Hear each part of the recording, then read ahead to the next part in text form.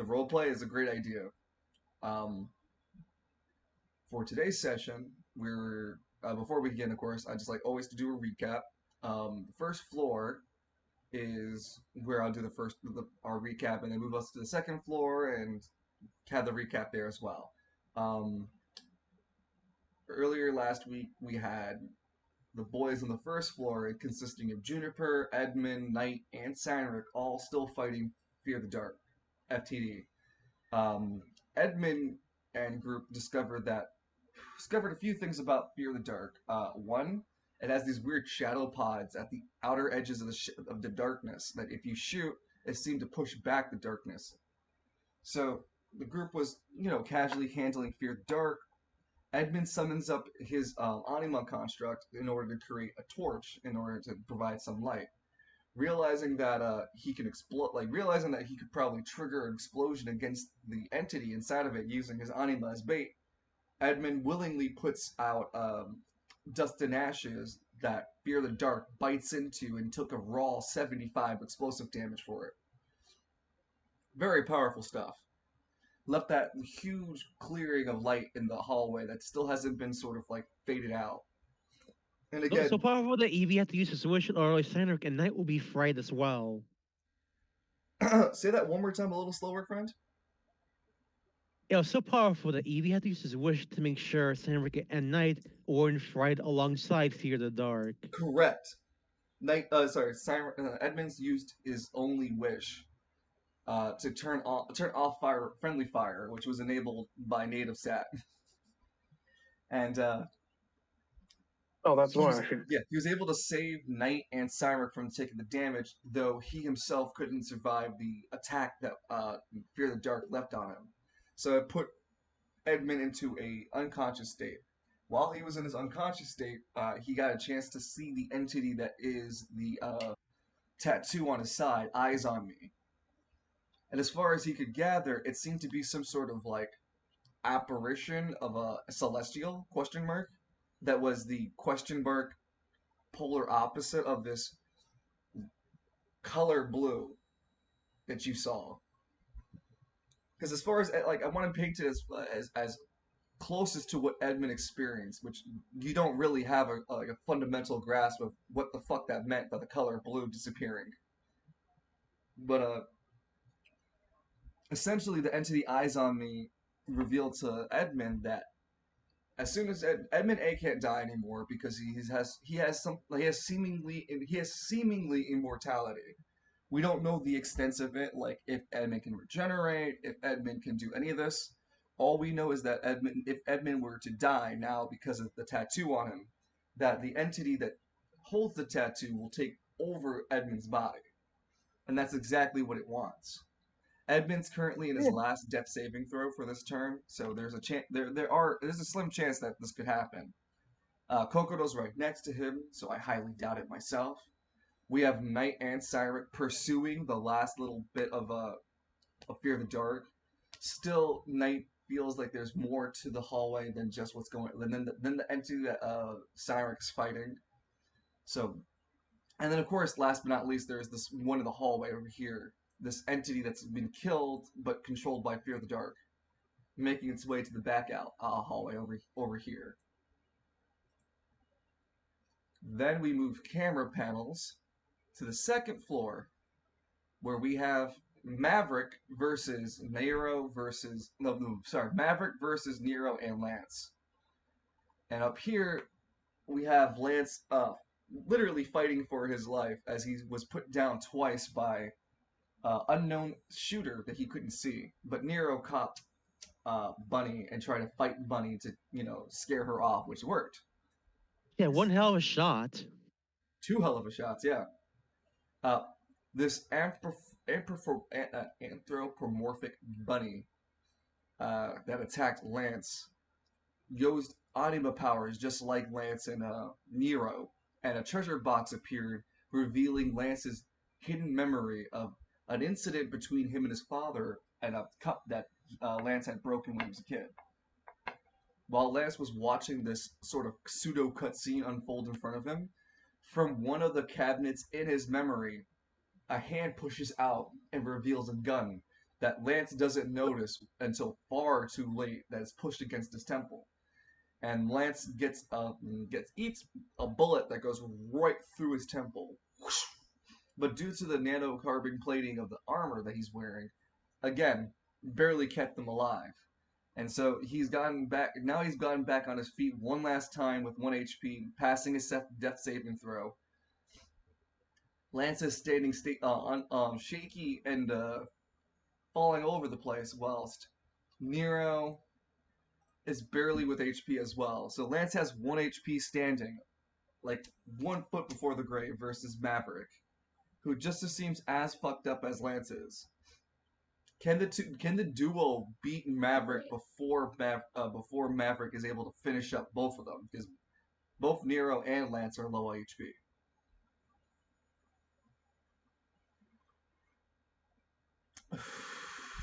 There's 13 more turns until Novus escapes. How do we feel tonight, guys?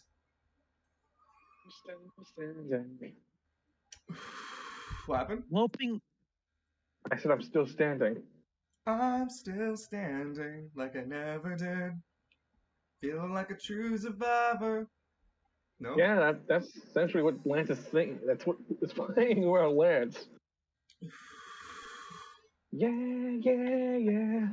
And I'm still standing. What was it, Loon? I'm hoping I can get rid of Fear the Dark so we can start cleaning up the building and assist Lance and Nero, because I bet they could use the help. Nah, Neo, do you think we need help? Lance, I think you're we've gonna been... offer all the Cardinals more than you think you can afford for my services.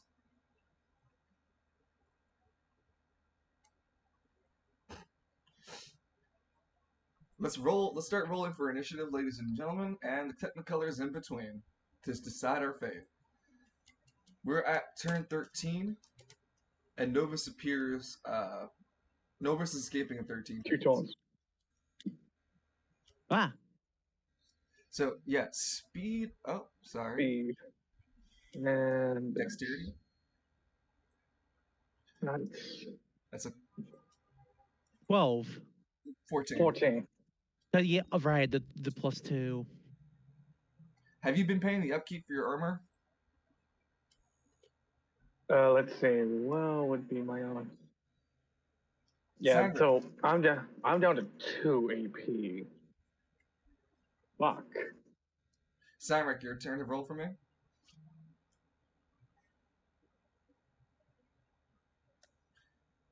That's a 9. Oh, who's this guy who rolled the 9? Cymric.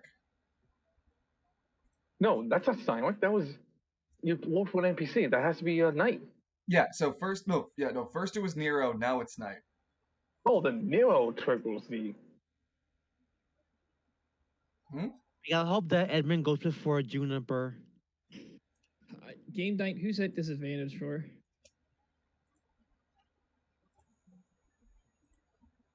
It's Edmund. It says Edmund. Hey, Game Night. Also, thank you for tuning in as always, man. You rolled a 4. Do you want to use the reroll? I did use the reroll for the 9. Oh. Yeah.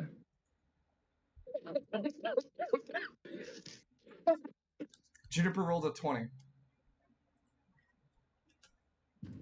I just went ahead and made a macro for my initiative. No, that's perfect. That's perfectly fine. I mean, I could do that for both Danny and Lynn. It's just not the moment. I'll get it done before next stream. Edmund rolled a 9. Wow, 3 people rolled a 9. Jesus. So does Nero have that little event with the Celestial? Because the 1 and the 8? Oh, some of them, I have to correct me. We want Juniper to go first so she can save Edmund. That's Yes. right. And I got it backwards. And Nero isn't a player character, so non-player characters can't experience celestial events. Otherwise, that's when we get a low and high roll, right? Yeah, a critical fail, a critical success, and 1 roll. Yep. Okay. I'll send them to like Celestials. Say that again? That I'll send an NPC to a celestial. I'm sorry, Fred. I'm sorry, Evie. I can't really hear you tonight. Can you say that one more time? I'll send Nero to meet a celestial. Oh well. Yeah, no, you could with Lucky. Oh no, sorry. Now it's the Devil's Right Hand. Let me actually rename the gun too. I got it. Okay. With that, then let's begin. And we're gonna begin on the first floor, and then we'll transition back to the second floor when we do.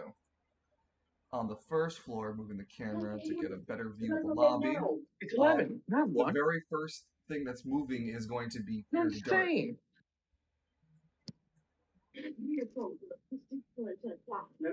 No, that never happened. I'm supposed to take your phone at 10 o'clock every day and get yourself together. Oh, Are they right?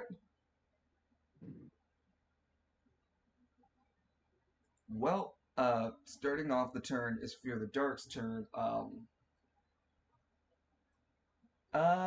It's going to create these pods across the surface of. No, it's only going to be able to create this one to try to begin opening and creating more shadows around. This shadow entity is going to try to move away from Cyrek, but allow Cyrek a chance to use his reaction to hit it before it runs. So, Cyrek, do you want to take the reaction? If you do, you don't have any other reactions for the rest of this round. Repeat that one more time, please. This creature is trying to run away from you.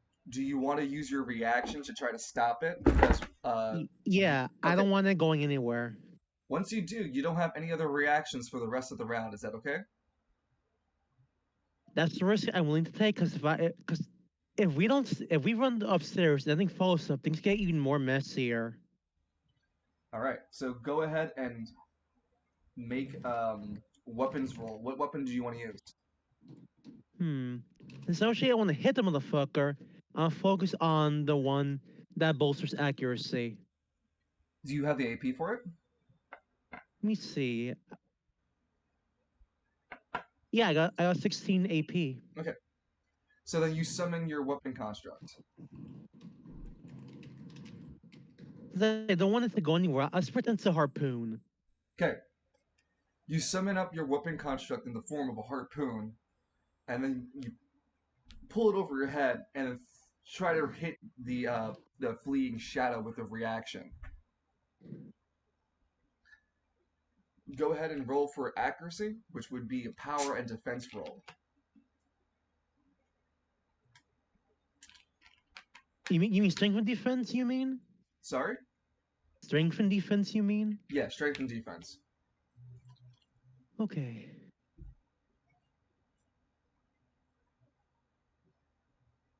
$17. I think that is just barely a hit. No, sorry, that's a miss. Actually, no. It's out of the shadows too. So no, that is a hit because it's out of the shadows. Sorry. If it was in the shadows, that'd be different. But no, you hit. Go ahead and roll for damage. The same roll dice. Okay. Rolling strength once more.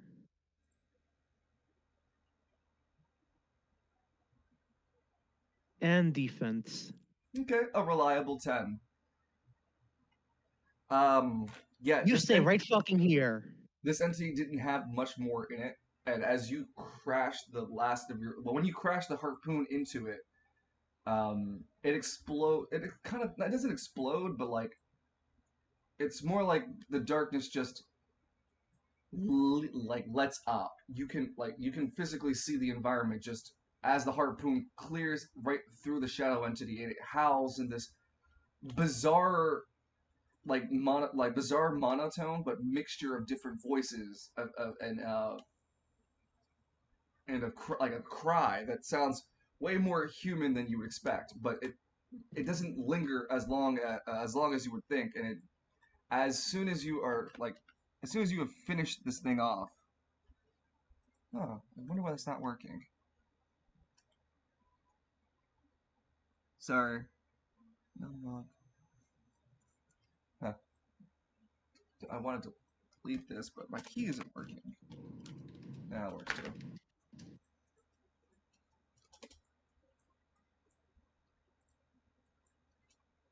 So, not Edmund, Loon, sorry, not Loon, sorry, Sandrick, as you stab the shadow entity, it reveals the outermost front area of the building itself. It it's like the darkness just gets illuminated immediately, and instead of this really deep dark fog darkness, now it's more like the regular casual darkness of after of a night that your eyes would eventually readjust to. Yeah. Mm, I Night think goes we on can in the call this background. Good job, Cynric. fucking finally. Looks like we're slowly but surely making progress on this creature. We can't let up our guard though. Knight looks around. We still have a little bit more left. You can sense more of these things? I don't know what I sense. He looks towards Cynric, concerned. I don't know what I'm feeling. This is like I have Guardian, of course, my own shadow entity, but you have to understand, I can't feel shadow entities. I can't tell, and there's something weird about these anyway. They're not. I don't really feel like they're connected to the anima force. Do you? And in the mention of that, Cynric, you can you also feel like the shadows are a bit unnatural. Like there's something that's not adding up. And with Yeah, the these things feel like keep on coming. Like is there some sort of main body? I don't know, and I wish I did. Juniper, while she's tending to Edmund, hears a loud crashing and bang noise against the door as right over here the barricade is being attacked. 14. Yeah, this barricade won't last much longer. On the next successful turn that this creature has to take attacks on that barricade, it will break the barricade, the door, and it's assumed that all the debris is removed and the door will stay wide open. Juniper looks over and goes, Edmund, you better get the fuck up. I don't know what's gonna happen next. Sorry, wrong camera. Oh no. I don't like that noise. Edmund? She starts shaking Edmund. Edmund! Just slap him awake. Uh, it Just start is it is Juniper's turn now as FTD went. Juniper goes. Juniper she all she has on her is snacks. So she force feeds Edmund a snack for HP. Edmund, you heal 1/4 of your max HP. Edmund, as you gain HP, you won't take a turn. Oh, that's right, you were knocked out. I shouldn't have given you to roll. Well, I'll keep your roll here because I wanted to keep your initiative. But you're only gonna get one action, one decision, and one movement that's halved because you woke up this turn. Okay. All right. Otherwise, yeah, as you're waking up, the entity that was taunting you goes, fiddlesticks! I'll get you next time. I'll kill you. You know, not before I kill you. You can try. And Edmund, you feel your consciousness slowly seep back into your body. Due to the fact that you were between the realm of the living and the dead, you can't retain the knowledge that was the entity. You do not recall the entity or what's on your what exactly the dealio is. Wait a minute, I forgot. I have like what oh never mind. It wasn't my turn, right? Correct. Never mind. Yeah. I'm silly. Edmund, as you're fading back into reality, you hear the frantic Juniper go, Edmund!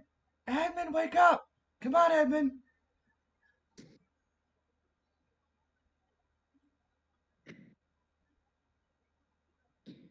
You okay there, Evie? You ever die? I wouldn't recommend it.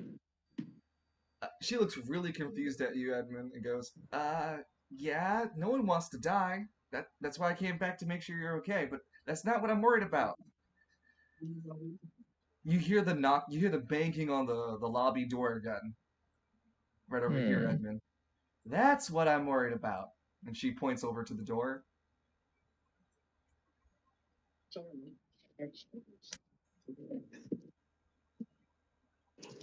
That's very concerning.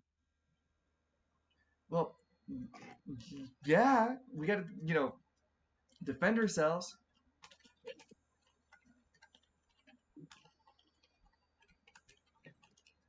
She's gonna save one of her actions to get 2 reactions, and then just point herself at the door with the Derringer, and ends Juniper's turn.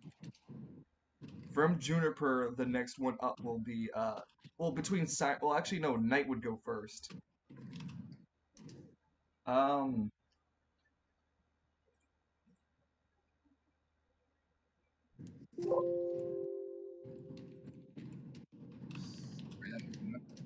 so Knight takes his turn. I'm gonna want Knight to move on to this tile, and oh, man, he's more of a brawler. Shit. Fuck it. Knight's gonna move up to Fear the Dark, the Shadow Pod, and attempt to like beat it and punch it into submission. Because honestly, that's all he kind of has going on for him. I'm not gonna lie.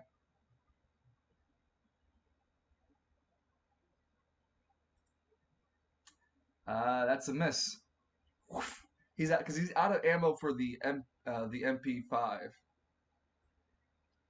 He can't reload it, right? No, he's out of clips. Okay. Yeah. Yep. Quick, throw the gun at him. Would it be just as ineffective as him trying to punch the Shadow Pod? Yeah. No, he can't really do much. So he ends up ending his turn just trying to feebly punch the Shadow Pod, but it doesn't really go anywhere. Knight looks back over to Cyric and go, "Yeah, no, this is your job now. I think you should be the one. I think I can't really do anything with this." Oh, that answer. Well, I think I can. Yeah, dude. Good. Well, you saw me harpoon that other one, so I guess I'll do the same here. Why don't you go help Juniper and the others? Well, when I get a chance to, yeah, I'll go back into the main lobby. I first want to make sure we kill the shadow creature. It still has a potential of being a threat. We shouldn't take it too lightly. Okay, fair. Otherwise, Cyric, it's going to be your turn and Edmund's turn at the same time. So both of you will make one decision after the other, and so on. So, Cyric, what do you want Well, to do? well, Knight, ready to double team the shadow then? Phrasing, Cyric, but sure, I don't mind. Double tackling the shadow together. Knight, please, I said double team, not double penetration. You're the one. Yeah, I'll right. walk into that one. Knight looks at fucking Cyric as he gets closer, but you're the one talking about taking 5 guys up to the four. Oh, they're taking 4 guys against the wall earlier. Taking a pounding. Although now that I'm using this 5 guys meme, but I'll link that later. It was just Twitter today that's like 5 guys is showing my good 3 nut and some randoms like 6 when I get there. I can take 5 guys in a fight, right? In a fight, right? In a fight, right? Okay, let's be serious now. Yeah.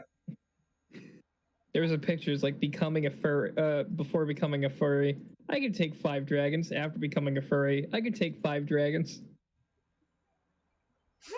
Consistency.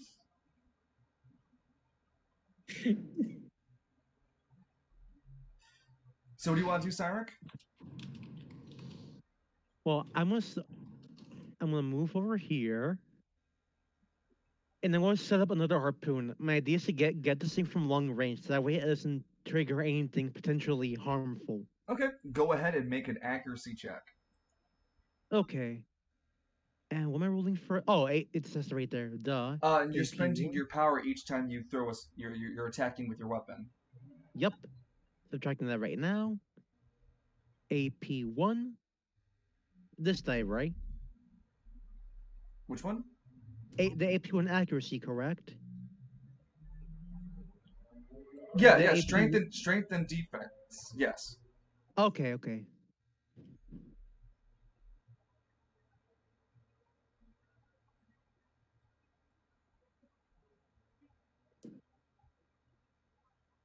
That was a 13.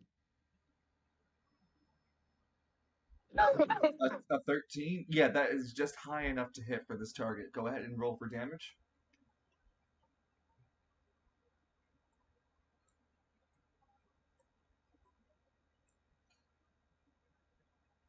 6 points of damage. That's not enough to break this pod, but you see that your efforts are, you know, you see that you're stabbing it and actually landing hits on it, unlike Knight. And it's pulsing every time you hit this thing. It starts pulsing with this near purplish, blackish ichor. That being said, I used my harpoon on the other one to bind it in case it tried to run away. Wouldn't that mean that by doing this now, they can actually hit the damn thing? No, no, that's just for flavor text. Okay. Yeah, you don't actually have an ability that lets you like pin down opponents yet. Okay. Danny, just make sure you refresh your page. It looks like you signed out of Roll20. So Shouldn't be. we're gonna go back to Edmund. You have a decision, Edmund. What would you like to do? Not die. Not die.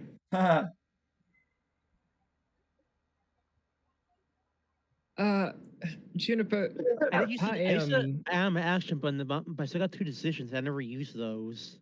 Yeah. We'll use an AP. So let me just switch the camera real fast over to get everyone's actions and choices. Okay. Go ahead, Edmund. Juniper, I'm completely dry. I don't like how that sounds. Well, if I get hit one more time, I'm going back down. Oh. Yes. I also really have Dust and Ashes is kind of useless right now, so I hope you don't mind. I am going to Wait, are you running again? go. Do you want me to die? No, Yes. I wouldn't want you to die. I'm not. I'm not running away. It's more like a tactical retreat. Uh-huh. And so then you're just gonna leave me with whatever that is over here. Well, I'm practically useless right now. Okay, well, better than you dying and bleeding all out. I. How do I phrase it? I'm not leaving on purpose. I'm going to try to find some things that could help. Yeah. That makes sense. Just don't get killed in the process. I'll try not to. Edmund's gonna hop over the desk. Do you have some difficulty like pulling yourself up to the counter because you were on the ground and then like sliding over the counter and then flopping? Go ahead. I was about to say I'll just flop over the desk. Oh yeah, you flop over. You just very lazy man about it, not because you want to, but because every portion of you is in pain, and you don't know why. You're just really fucked up. It seems like I imagine I still have like a visible like wound on my chest from where I got bit. Scarred, yes. But it's underneath your clothing. So you like at the current moment, I want to imagine Edmund's so disoriented, you don't see the scarring or you just feel the pain, and you're like kind of like, where the fuck is this pain coming from? Before you look under your shirt, like, oh, right, I got Freddy Cougar. Yeah. So this is 1 tile, 2 tiles. So I have 1, 2, 3. No, you have half your movement. Yeah. So 5. Yeah, 15. All right, and then we go back to Loon for his 2 decisions and still movement because all you did was an AP. But I just like to switch in between everybody to make sure everyone gets their actions in and gives you Loon more time to think about what you want to do. Yeah. So what do you want Tyrick to do? Decision 1. See, I'm going to shoot the damn thing. Spend more AP on that? Oh, with your gun, actually, you mean? Yeah. Okay, yeah, so you spend a decision to pull out the AK. So you're gonna run dry, and you'll need to spend 2 decisions to reload next turn. Okay. Go ahead and roll. Okay, let's see. AK, 3d10 for accuracy. Oh Ooh. my. Instead of what your usual, like, pinpoint accuracy, like, you've been landing pretty consistent hits, you just unfortunately shoot the ground all around it. Because Edmund doesn't have another decision, Cymer, what do you want to do now? Your gun's empty. You can't reload till next turn. Hmm. Lem- Let me let me think about it. Okay, You no can worries. Take your make time, it and we'll go back to real. Edmund then, who still has his Yeah. decision. Edmund, what would you like to do with your only decision this turn? Move another 15 feet. Come on, let's go. Oh well, no. Because you're dashing, you get your full. Oh. Yeah, yeah. The Move only another penalty. 30. Yeah, the only penalty you get is when you're getting up for the first time and just moving. Because I like to imagine like you just can't do it without willpower, and so it makes total sense to me that now because you got a little bit of strength in your body, you can dash, but you're just forcing yourself to do it. Oh, yeah, that's right. I have 35 feet. 35? No, should it? My range is 36.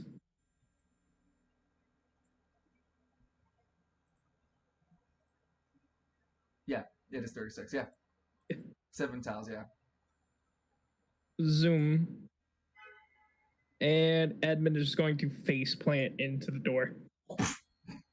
Literally face plant into the door. Edmund, as you're one of the first and only people to be as close as to that fucking door as possible, I'm also just going to let you know that looking onto the right-hand side of it over here, you can see that there's a plaque that details patient intake.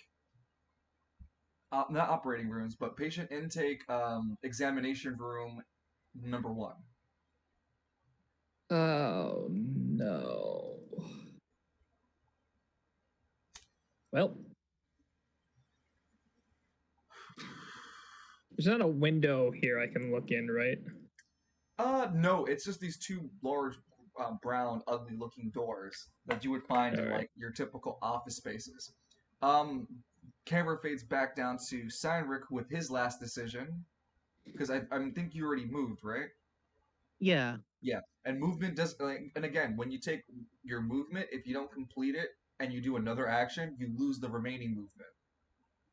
So, Seinrich, you have one last decision. Gun's empty. What would you like to do? I think I'll use my ammo to hit this thing one more time. So I'm gonna save that decision for next turn. So that way I have 3. Okay, and just as a fair reminder to chat and the players, of course, doing that action can only be done once a turn, and then the next turn coming, you can't do that again. It's got a Because then one it'll be broken. exactly. So go ahead and roll for your accuracy for your attack. Okay. Are you sure it's not the AP accuracy macro you made for me? Yep. No, well, I mean, I'm not Okay. sure if it's the same one, but it's just it should essentially be D12s. You can hit the macro and see what it rolls. Let's see. SSR/R1D12. There should be like a plus 1D12 and then a minus or another plus. Yeah, it's 1D12 plus. There's nothing after it. Okay, so yeah, I have to work on it. So yeah, just go ahead and roll 2 1D12s for us. Okay. There's a bar on your left-hand side that is a dice indicator. You can just hover over the D12 section and go over to the 2 and then click that. Okay, let me bring up the sheet again.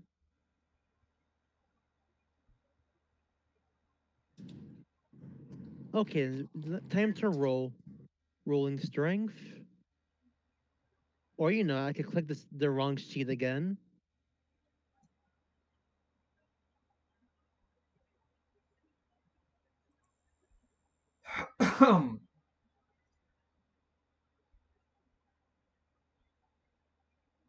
Okay, rolling strength. Gotcha. All right. Ooh, look at that. And your defense? Oh, wrong sheet. I was looking at the wrong thing again.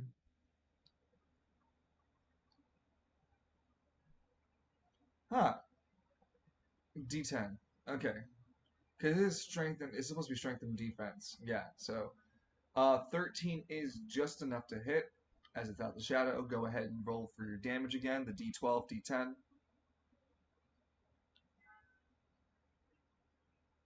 Oh,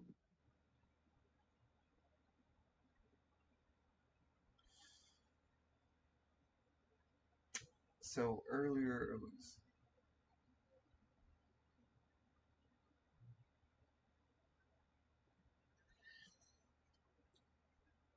Yeah. So, Cyrus, as you continue to like lash out with your spear at the shadow pod, it cracks open, revealing a little bit more of that hallway. did I just break a door? No, no, you pop the pod. Oh, motherfucker! Of course, there's more of you. Knight looks really startled. Oh, okay, yeah, that's the monster, and it howls as it's been revealed after the shadow pod was destroyed, howling in like not like pain, but like near a territorial, like a beginning for a showdown sort of deal, as it rears itself, getting ready to fight both of you. With that, this turn ends on the yeah. Everyone on this floor kind of went already. All right, on to the second floor.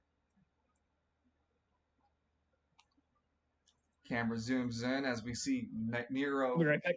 Yep, we see Nero and Lance fighting on against this massive human wearing this overly extensive exosuit.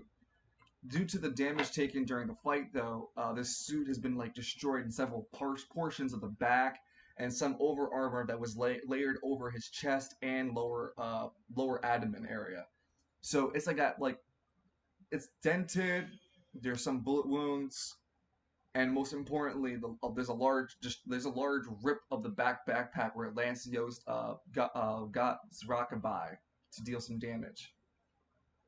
So Maverick's standing in this hallway, breathing heavily, like, shit. I didn't think he. I didn't think an old man and some asshole who has 2 bullets in him could give me so much trouble. Yeah, I didn't believe a man wearing a giant diaper would give me such trouble too. After all, I fucking murdered the rest of your unit, and then what made Yeah. you think you had any chance against me? And if you're struggling this hard against both of us, you wouldn't be able to kill the demon anyway. You could eat your shit up for days. I'm just gonna need Novus to give me upgrades. He says, grunting in between each breath. Novus is gonna need to get you a soup can. If that's all that's gonna be left of you when we're done. Nero like cheers on. But even you can tell that Nero seems to be like nearing his last energy and whatnot. Maverick stands up and stretches his back just a bit before his that orange aura that we spoke about before begins to resonate once more. Yeah, but the issue here is I'm not down yet, and I still have enough energy to take both of you with me. So don't you worry. He like reaches out and grabs Nero by the head, tries to grab Nero by the head. I'll crush every inch of your life, old man.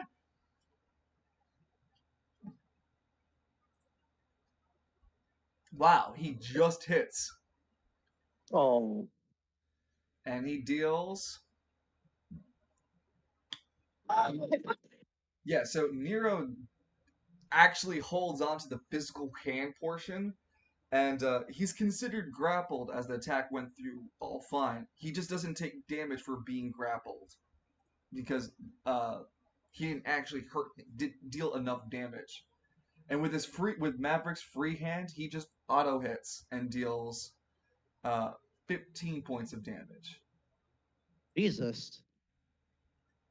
These things don't fuck around anymore. Just this massive right hook, boom, hitting the side of Nero as Nero coughs up a bit. Son of a bitch, you're gonna pay for that one. Rook gains a charge. 1 out of 3. You're gonna pay for that, you son of a bitch.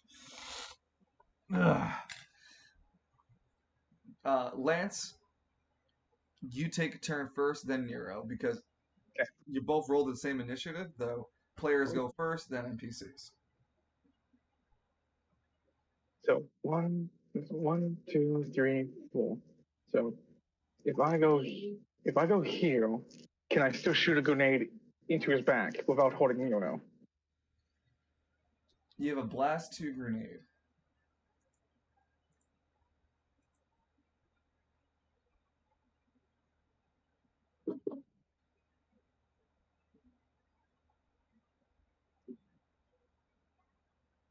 You would have to aim. Well, no, I shouldn't keep that. You would have to aim it right here where the feet thing is, because it extends out over here.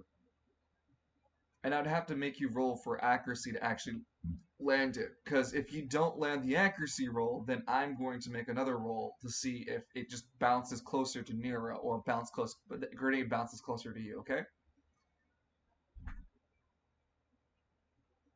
Okay. So you want to move? Yeah. So like, what's the ideal range then to get that accuracy?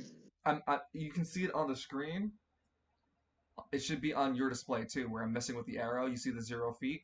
Yeah, right there. So yeah. So if I shoot it now, I'm going to get myself in the explosion too, though. If you move back and then fire. Yeah, like 1, 2. Would that be safe enough for me? I mean, you'd literally be right in the face of the explosion, so Oh, there so is the I have to risk be, of you missing. yeah. So I have to go 4. Okay.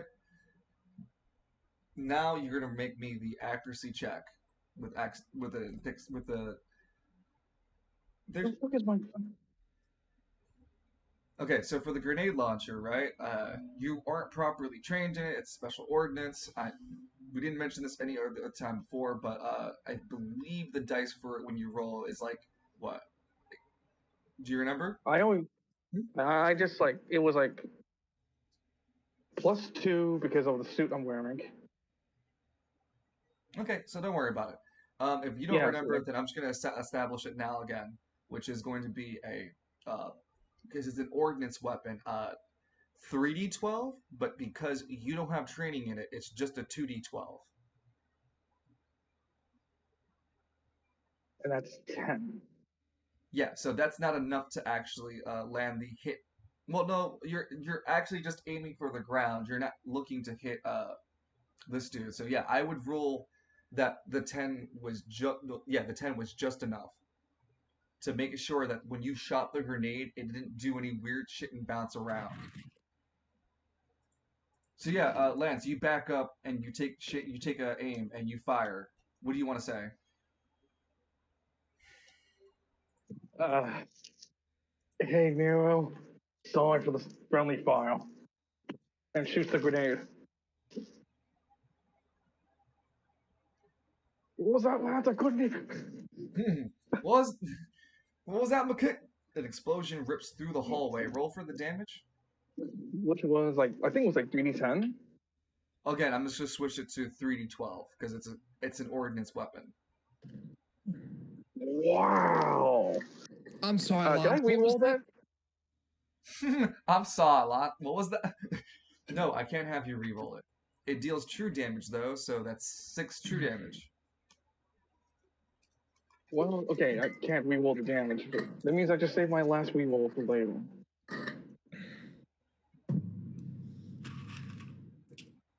I didn't know you still had one more reroll. I thought you spent both from last turn session. No, I did not. I still have 1. Okay, well then yes, you can reroll it. Well, no, I'm not rerolling it now. Okay, well then you still have a decision left. Lance has to double down and shoot a grenade. All right, go ahead and roll for accuracy. Still trying to hit for 10. Wow. All right. As you roll, Maverick spends his energy source and then rolls and spends a reaction in order to move Nero into the blast zone whilst you shoot the grenade like this. Ah, fuck. You thought you were clever, huh, McKinley? Nero goes, huh? And he sees the grenade. Ah, fuck. Scheiße, fuck. Roll the 2d12 damage. I mean, 3d12. No, two. Oh, yeah, 3d12, yeah. Oh, wait, hold on. A wish was made, and it said friendly file off. Correct. I'm playing with Maverick, who doesn't know that. So what it looks like is that Maverick, the grenade explodes in the face of Nero, and the force of it still pushes across his face. But because of the benevolency of the wish that was provided, he doesn't actually take any damage as Maverick drops to the ground and takes large shrapnel to several portions of his body. He starts to bleed profusely as he hits the ground. I imagine like it. Nero Like looks at Maverick. himself left and right, going, "Huh? What? How? How Lance in looks the at the bloody grenade. hell, lads?" Lance looks at the grenade, and then Nero. I think it might be something related to GSS. Mark down in your character sheet you spent 2 grenades. I don't want us to What? go through What? that nonsense of you not knowing how much the grenades do. How much grenades do you have left?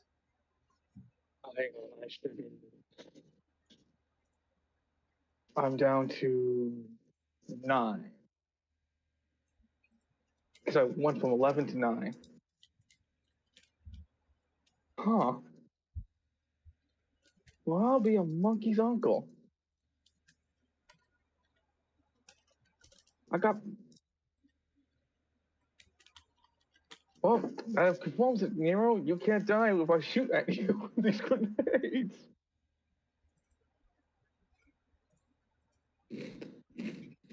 Lance, I don't want you to test that theory.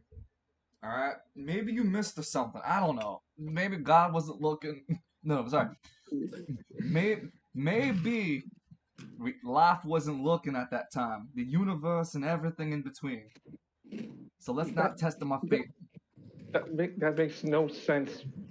I've seen people take grenades to the face all night long. What you just did was a fucking affront to God's, affront to the civil order's natural balance. You are a walking freak of nature right now, Nero. I won't have that kind of slander coming from, of all people, Lance McKinley. Yeah, hold that. Nero makes his way back to the auto dock. I'm gonna go and get myself a top off. I think I'm gonna join you on that. Oh, hold a second. Well, do I regenerate any of the AP I spent wearing the suit, or? Yes, you do. You regenerate the AP for the turns that you were in combat. So that's only 3. Well, I'm back to 4. Actually, no. Remove 2. The suit had to work extra times. It's the bullets you took. So I'm down to 2 AP. Lance kind of like gets on one knee, bleeding from his skull wound, looking over at this guy's body. Fuck hell! Why? Why? I gotta clean up people's messes. Fucking. When I see that priest again, I'm gonna fucking give him once more. What priest? What's his name? Falcone. Once I meet Falcone again, I'm gonna fucking tell him what you're one.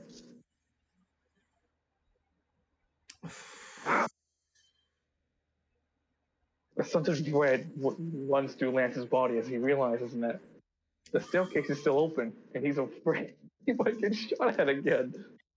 Lance, as we end with the turn up here, you see the system giving you several diagnostics and runs like you hear the system blaring about how you have a hole in your heart and a hole in your head.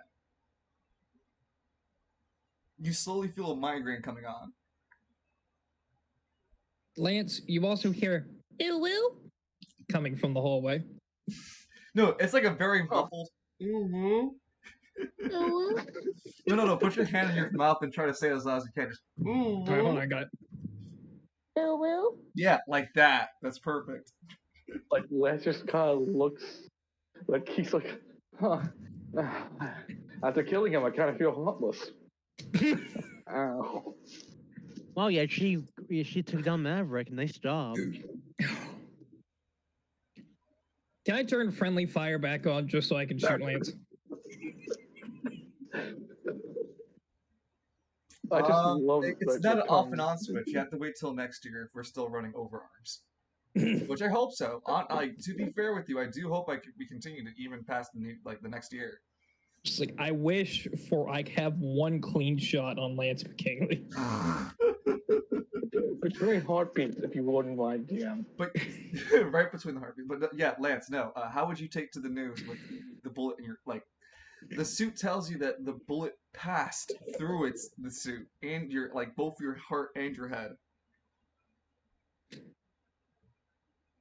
Lance remembers what happened to him earlier with the Celestial intervening. So that explains the heart injury. And then Lance kind of taps his own head. How do we explain you?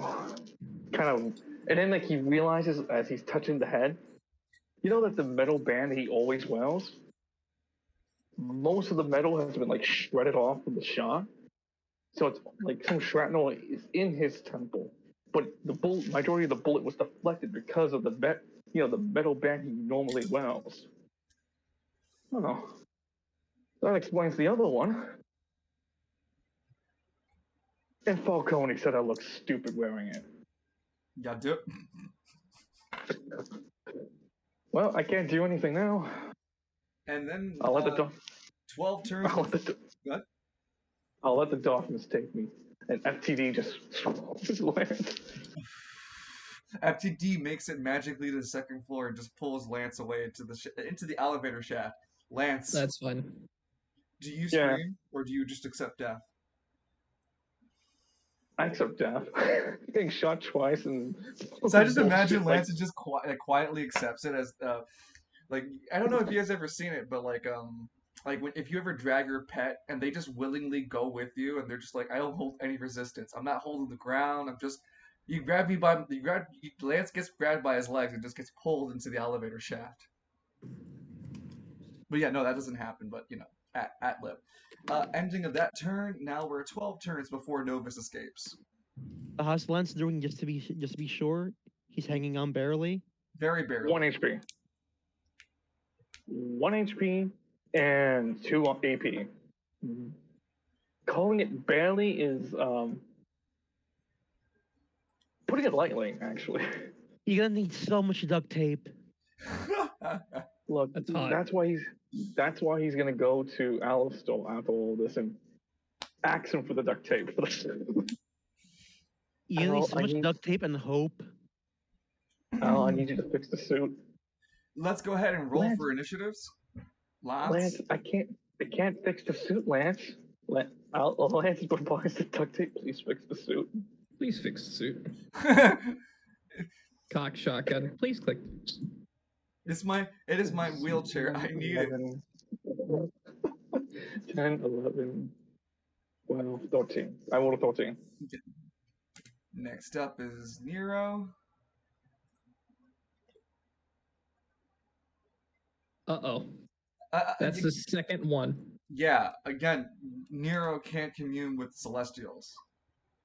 I mean, I'm not gonna lie though. If it happens a third time, I might make an exception to the rule, but it's just gonna get really messy for me. If it happens a third time, you better go get a scratch off. Yeah. No, I don't need to. I feel like I don't know if you guys saw the announcement, but I did get a job. Congrats on congrats. Forgot to mention that. Congrats. Thank you. No, go back to the hole you were living in. Go back to. Like everyone's congratulating you, and I'm just like, what the fuck? Go back to the hole. Well, my first response to the announcement was please ignore the previous announcement. I was thinking about putting that in the announcements, but that would have been too mean. No, that's okay. No, I'm super excited myself.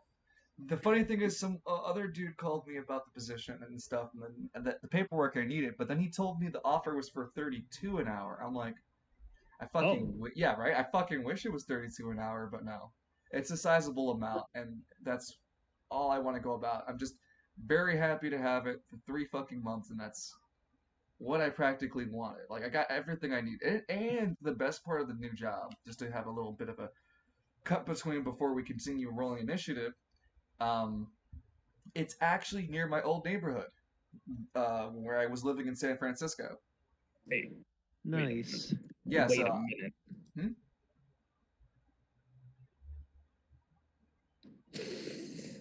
You lived in this near the city of the alphabet soup community? No. Better yet, I You lived poor in the soul. community of the alphabet soup. You Yeah, soul. Which essentially one I was lived in that, EB? essentially I lived in North Beach, San Francisco. Great place. I don't have to say where exactly, but because like North Beach is a real big area in San Francisco, but I used to live around there, and I'll be You working. see, as a B representative of the alphabet soup community, I pray for your soul. It wasn't that bad. It was a great Oh, don't. place. Like I honestly, like, Well, wholeheartedly, I think Danny, if I can bring like my personal family out there to walk around the area, I think you guys would have really enjoyed it during the day. During only the day. At night, Yeah, so that's why I yeah. said I pray for During at your night, soul. no. That's when I'd be like, yeah. so it's Manhattan. Yeah. No, it's Manhattan only during the day, and at night it's the Bronx. So Manhattan still. Do you know how much Manhattan's, crack Manhattan's is still slung Manhattan. Yo, in no, hold on. Manhattan's San still fucking Francisco? Manhattan even at night. No, there's abundant of crackheads at night nowadays. Like, what was this place? Nearby, I forgot what our sister said. It was like this scaffolding place that kind of hides away from people, when it rains and shit. You would see dozens of homeless people hanging out there at night. Well, also San Francisco is like, oh, hey, we care about people. Also, San Francisco spends millions of dollars on hostile infrastructure. Yep. So how's it like knowing that they passed the bill to use human remains for fertilizer? Amazing. I didn't realize we were living in the outer worlds. Yeah, well, Let's roll those initiatives. those bodies won't be doing anything more than decomposing. I guess True. some people actually. I for one would like to either be cremated or put into a pod where that tree grows from you. I just don't want to be converted into a fucking like toilet paper. They have mushroom coffins.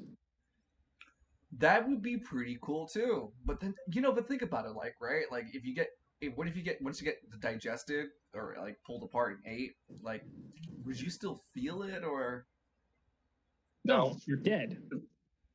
Yeah, and besides, don't you? We already clarified this. You're becoming a sword. I'm making you a sword. that's fair. I love how Dave's like, no, hold on. Matter of factly, I'm getting a weapon and I'm making it. Yeah, you're the sword, and I'm like the gem at the pummel. Well, we'll get to that more a bit this later, as Cymric needs to roll for our initiative now. That's speed and dexterity. Praying If for you the fail- dice to be nice. If you get a bad roll, I'm sending you to San Francisco. I'm sending you to Detroit. Cymric, you also rolled another 9. Signrek, you get a free helicopter ride to San Francisco. Nice. Both the doors will be wide open as you're in transit, and Wait. no one is going to adjust or fix the door as it's flying. Wait a minute. Edmund, I go didn't ahead and roll realize for this was- initiative. Okay, roll a 12. Excuse me, and Juniper goes. Wow, she fucking tripped on her face. What? She gets a free helicopter ride. All right, Lance and group, we're gonna take we're gonna first go on the second floor, then go back on the first floor. But you guys see what I'm doing here, so I'm gonna keep this pattern of switching between the cameras like this, so The hell? everyone feels like they're getting the interactions. So, despite you guys not being higher in the roll in terms of initiative, we're gonna go. Whoa. Hold Huh? on. Don't change the the map, guys. Hold over Derek Diamond. Yeah. Hover over him. What about him? Several silver devices stained in old blood are connected to this man. It barely registers 4 HBPM. Oh no. 4 HBM. Oh, right. I should have removed that. Wait, hold on. Does that imply that he was still alive? Yeah, exactly. It did, but Lance isn't smart enough to know.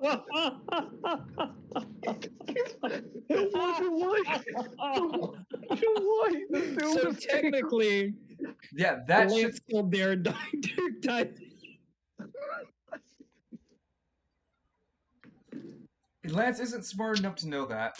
No, the auto dock was hooked up. There was a auto dock specifically not like in use in that room. So there was like several devices in that area. There have been several devices hooked up to Darren himself. Lance wasn't perceptive enough. I mean, I'm just rolling up because of his intelligence to notice all the other devices. He was only paying attention to how to work the auto dock because he was like really adamant about getting himself hooked up. Yeah, then I noticed the guy in the room was like, sucks to be the dead guy here. And Lance put that together because this is a pretty fucked up place. He took the eye because he wanted it as evidence to prove that this guy was. Edmund got redeemed. Sir, do you still want that insurance? So wait, real quick, does that mean I technically killed an innocent? Or is he still alive? Well, I cannot diverge any further. You just robbed from somebody. You grave rob. I mean, it's not the worst thing Lance has done, but definitely adds on to the list of it. Yeah, shit. Fuck. Man, Stolen Mythos one is foaming at the golden mouth right eye. now. All right, so Lance, you rolled actually unironically rolled the highest of everybody in this group. So we actually can start on the second floor without animosity. But yeah. So, how am I supposed to do that whole thing that? So when you No, yeah, I got you. When you hold your token, right? Hold it down, and then when you move it, you're gonna want to click Shift. No, sorry, not Shift. Not Shift. Sorry, you're gonna move your token right to the tile that you want, and then right click. No. Oh, right. Yeah. Hold your token and then hover the token over the tile you want, and then right click it. You should see an arrow telling you from the original place making a phantom shadow. Hold the token, Danny. You should see, like, when you hold the token, you should see a visible token, an invisible token underneath where you are, where your original token is. So then just right-click each tile you want Lance to move. There you go, you did it.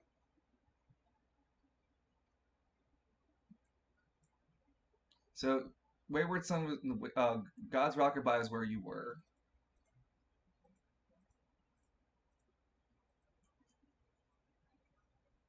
You see how I did it for each tile? So I have to keep clicking it? Yes, but why'd you move yourself up one more? Because that's 8. Lance has 8 movement. No, not 8, 4 movement. 4, 5, 6, 7, 8. Okay. Just making sure. But yes, for each tile. Hey, Nero, you know how to use that auto dock?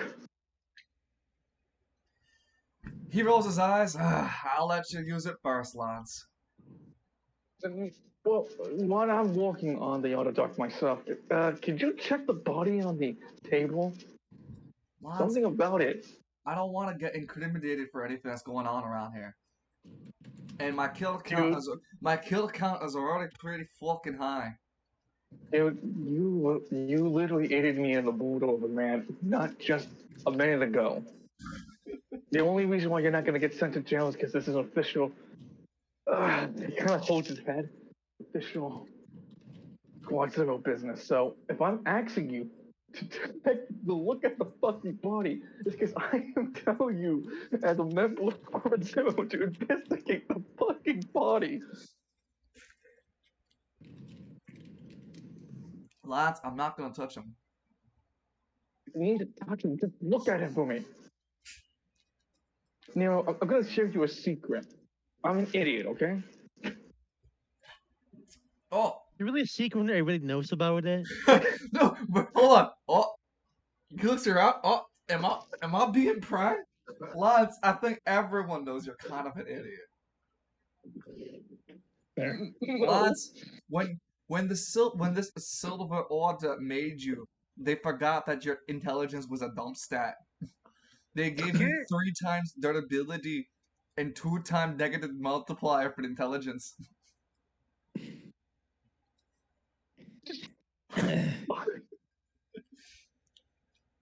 Nero makes his way to the room and rolls his eyes as he has to take a better look at Daring.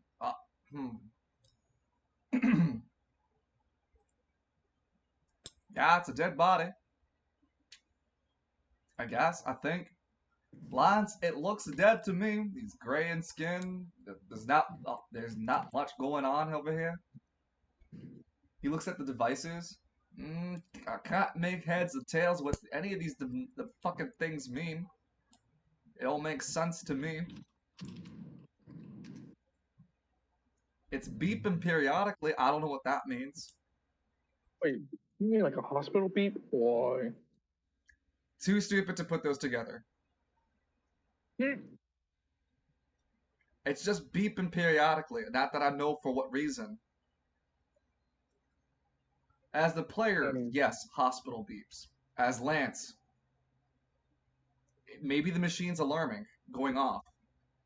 Maybe it's just warning you guys about something about the person. You can make 20 billion assumptions, but it can't be what it would its real life counterpart would be. You get it, Lanny?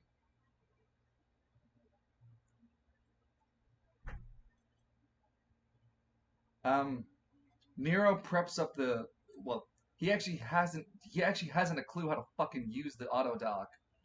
The diagram was in the room, wasn't it? Yeah, it's in the room. Yeah. He So needs Nero to notices Nero would notice that and spend a decision in order to make the intelligence check in order to see if he can like work the auto dock. Which nope. Fuck. Lance, do you know how to fucking use this thing? There are tubes fucking everywhere for this damn healing machine. Yeah, just give me a second, Nero. I'll be there. You're fucking taking forever, Lance. Here, grab my fucking grab my bayonet, and it's right still behind him. Is that like a free action? You could call it a reaction. Grabs it. No. No, you know that old meme way back in the day? Huh. Quick, grab my sash for eventuals. Okay, and he grabs it, and it's just like a rainbow effect.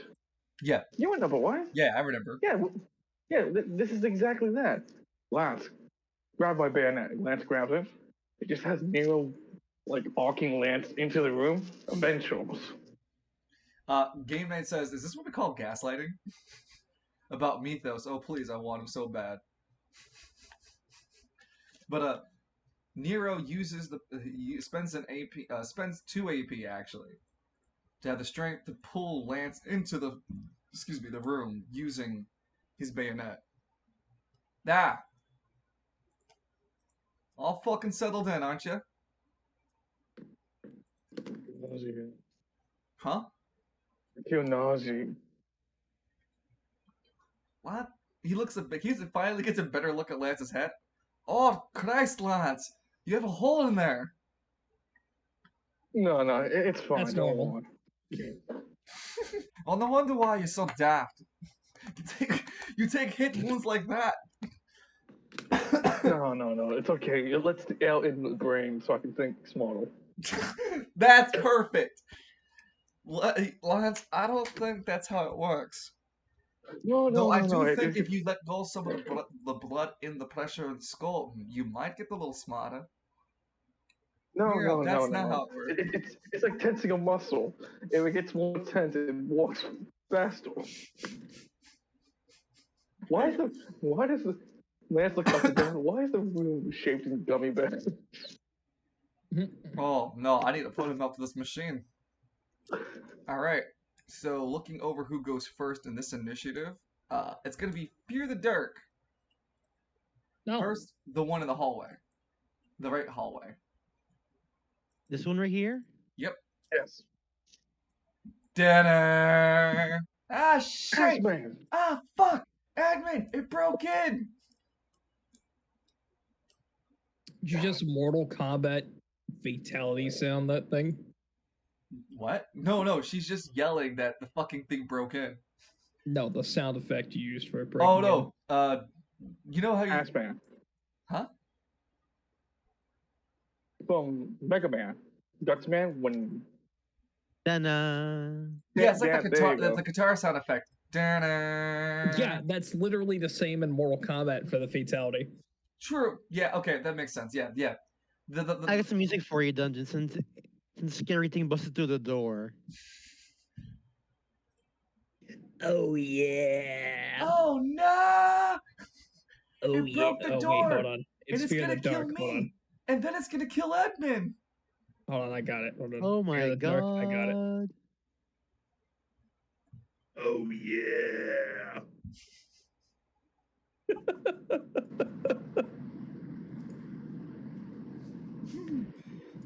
Also, God hates us. I haven't had a chance to say it on stream, but rest in peace, Coolio.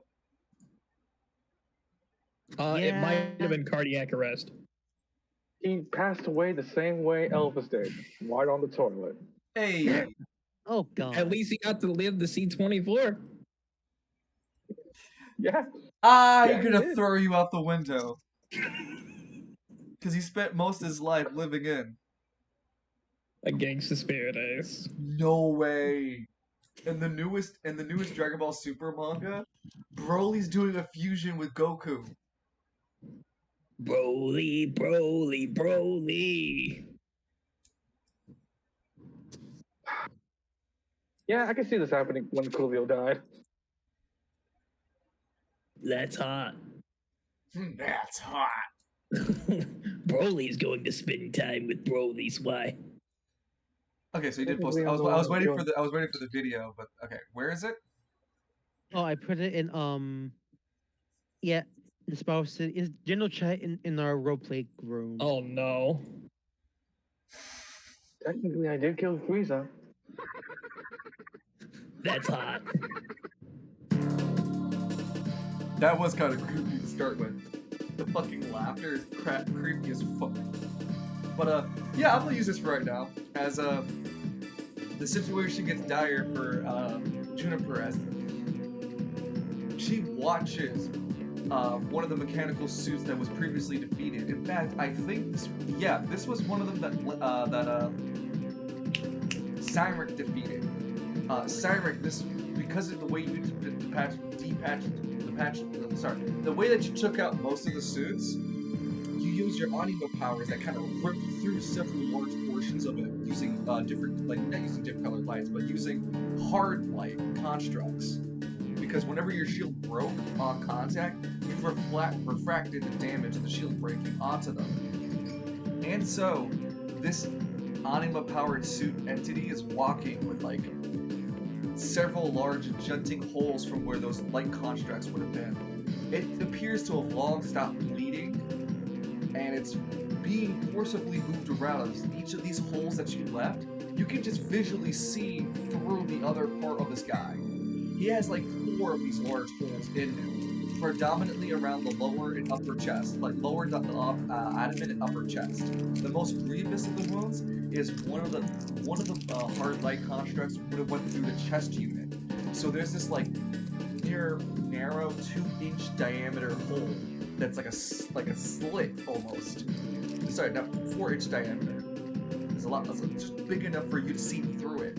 And as Juniper's looking through each of the orifices of the holes, she can see shadows engulfing the portions where it's empty. And she screams, "Guys, we have something over here!" she's a little far from. I think she's. If Edmund can hear her, then Knight can hear her. But yeah, Knight sits still within proximity, so Knight barely catches on and goes, "Shit, I think Juniper's in trouble." Oh, God damn it. Well, we can let that happen. The faster we finish this thing, the faster we get to Juniper. Juniper Yeah. spends her reaction to fire her Derringer. Yeah, she rolls 2d10 for her accuracy, adding her dexterity score. Adding her dexterity score. Wow. Oh, Okay, Ooh. and she's firing her Derringer, dealing 14 damage. The bullet damage and all of its effect seems ineffectual, as it does nothing to the creature. The bullet hits hard. It punctures the armored suit. The weird note that Juniper takes from hitting it, though, is that instead of like red blood, it's this black ichor that comes out. But even then, it seems to be very ineffectual. I hit it! But holy fuck, it doesn't look like it's doing anything!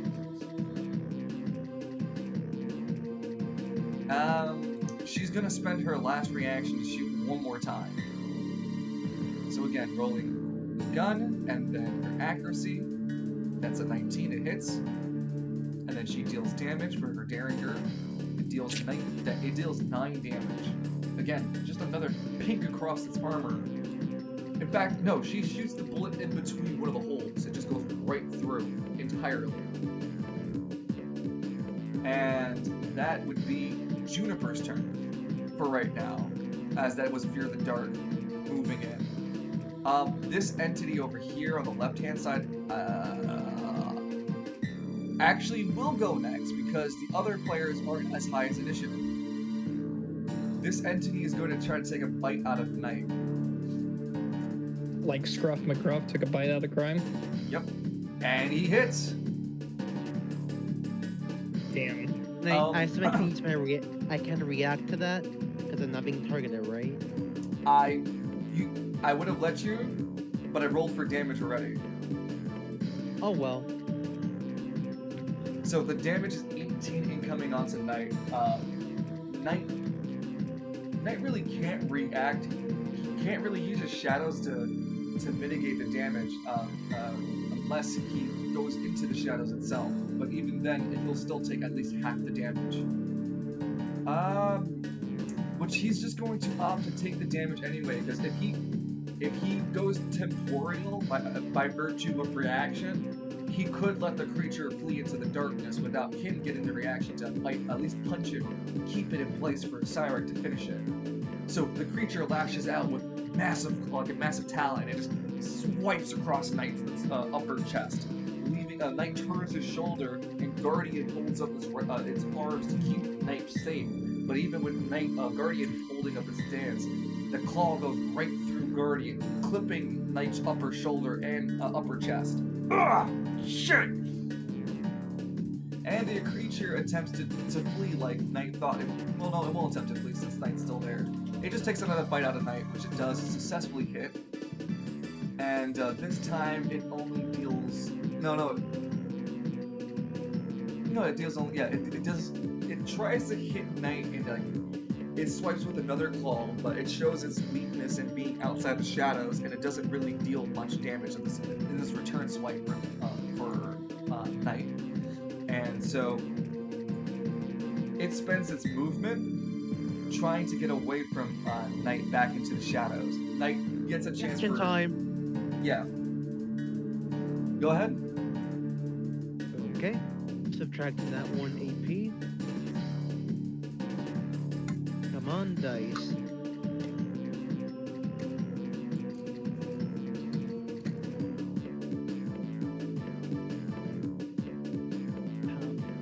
Oh, well, I was gonna click the wrong thing. Strength and defense. Yeah, that's a hit. 16 is a hit. Go ahead, roll for damage.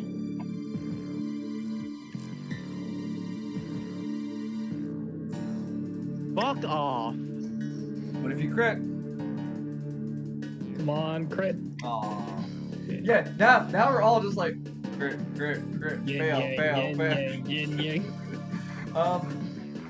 Unfortunately, your spear doesn't seem to have managed to deal it. Like you stab it right in its shoulder, but you feel like you couldn't push your spear deeper, and you feel like you did not really get a good angle to deal anything but surface level damage. Yeah, story of my life.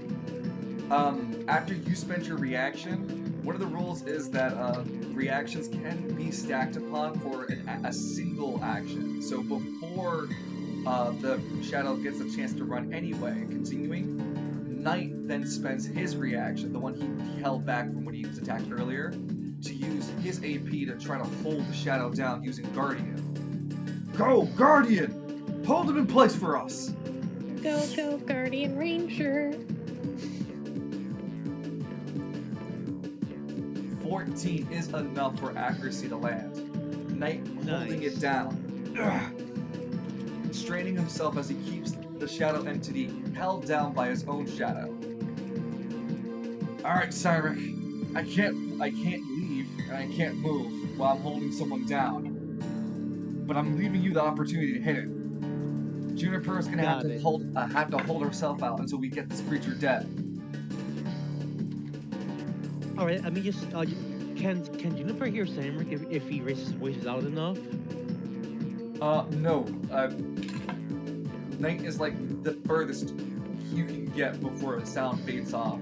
Sound fades off 20 feet past visual sight. So visual sight's 30 feet, sound fades off at 50. Okay.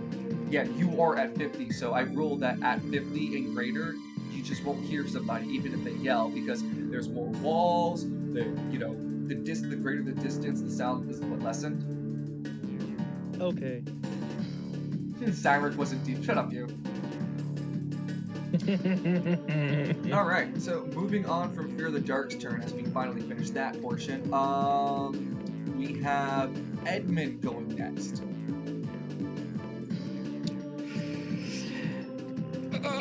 Where am I? Okay, here I am. I'm going to open the door. And as you open the door, hold on.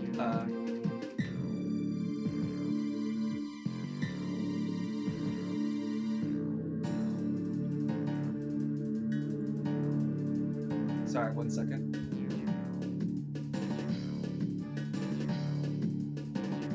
Edmund, as you open the door, spending your action, you reveal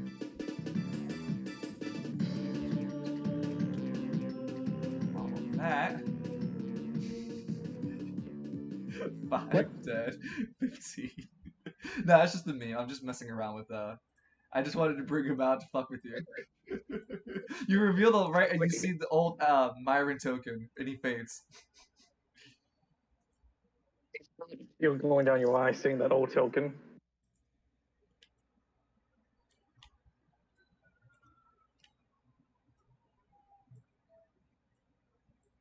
There we go. Hmm. So you see that right ahead of you is this rather forward-looking examination area. The floor tiles here are clean. They're matched tiles, black and white. They don't really match the tile set that was for the receptionist area that you were in previously. And while you're here, you notice that this door right over here. Well, I don't know why it's not pinging, but there's a door right over here. Yeah, right over here that you can see that's left wide open. As for player context, that's where Karma Chameleon was. Edmund is going to do a little shuffle. The admin shuffle. I'm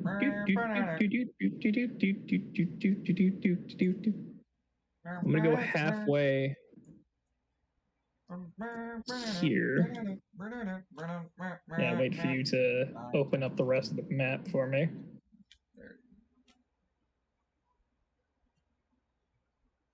I don't like this.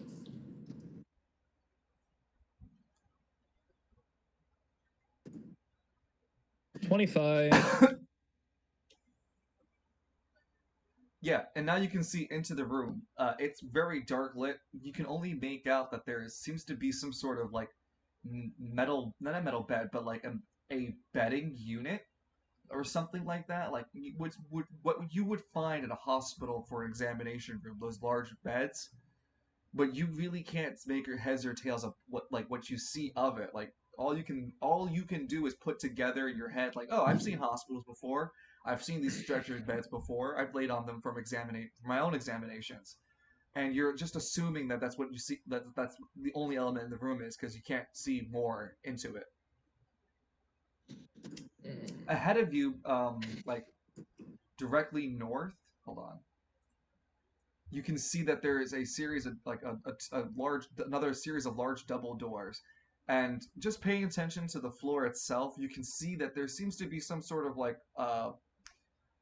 constant wheeling. Like there seems to be wheel marks kind of etched into the ground, leading from each of the doors up to this door, and vice versa. Mm.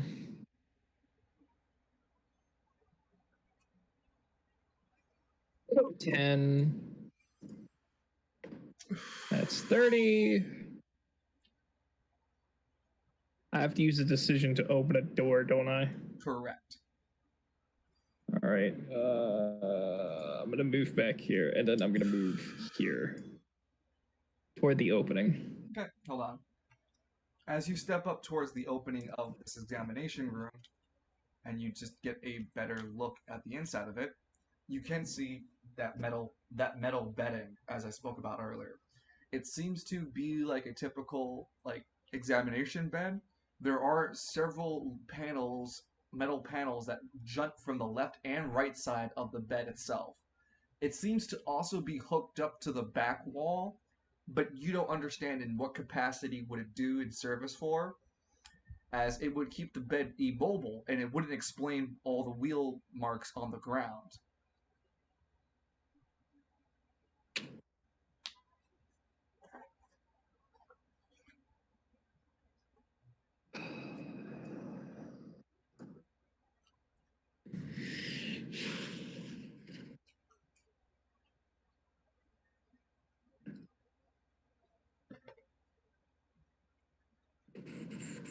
If it helps,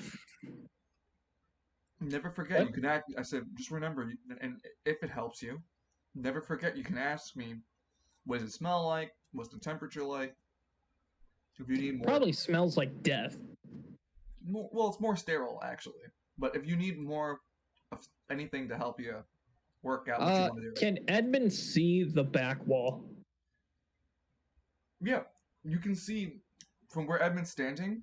You can see that this thing is the bed itself, right? It's lounged onto the ground, but there's this metal apparatus that hooks to the back of it, that's hooked up to the back wall, meaning the bed can't be moved, or it can't be readjusted unless manipulated by that metal apparatus.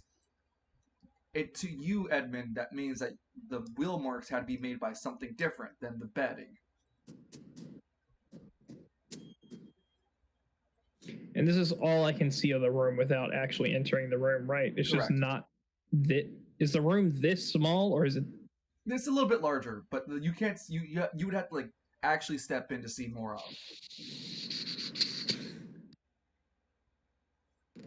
Edmund is going to use. Do I have to dash my full? Remember, when you dash, you get to choose your movement. Whenever you make another decision or action, you just lose the remainder. Yeah, but can I like sit here and then like can I move here with dash? Wait until you open up the rest of the room and then move around, or? Yeah, that's fine. All right, that's It's exactly what I'm gonna do. Yeah, it's as soon as you start to interact with the environment. So you stepped entirely into the examination room. Examination room number 4. As you do so, at the top half corner over here, where my arrow is, these two tiles make up a small area. It doesn't take up the entire space of the footing, but there's a small area where there's paperwork, there's documentations on top of a desk, and there's large diagrams in the area denoting human anatomy, and several other diagrams that don't really make sense to you. They speak about some sort of energy flow and other nonsensical things that wouldn't make sense in a hospital environment. When you look at this side of the wall, it seems completely near bare empty as compared to its counterpart. It seems to be like straightforward where patients or doctors alike would walk around and towards. Over here at this far end where the 15 feet goes, I'm gonna stretch it just a bit further, but right here at the 17.5 where the wall actually ends, you can see there's a silver panel that's on the wall.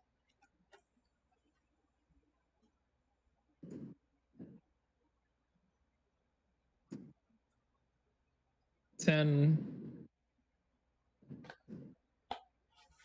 15, 20, 25. Okay. You're facing the silver panel. It's made up of several different dials, not dials, several different buttons, and a couple of, actually, yeah, there would be dials. A few dials.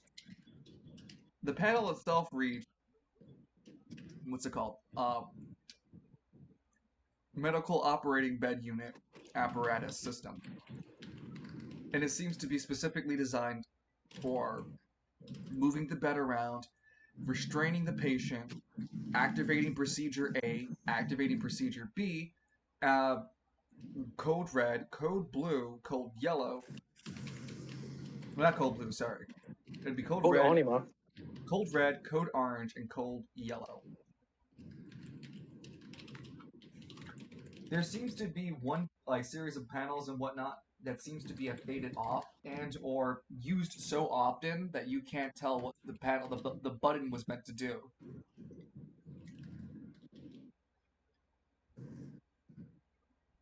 Code red, code orange, code yellow. Mm-hmm. I assume these aren't hospital codes. No.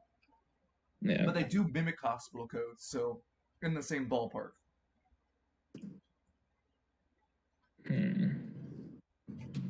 But they don't follow it exactly. Correct. Yeah.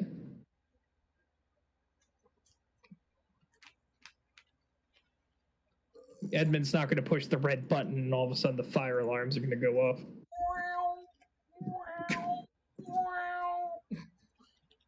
Lance upstairs. That is... Ah, shit. Lance. Ah, shit, the fire. There's a fire.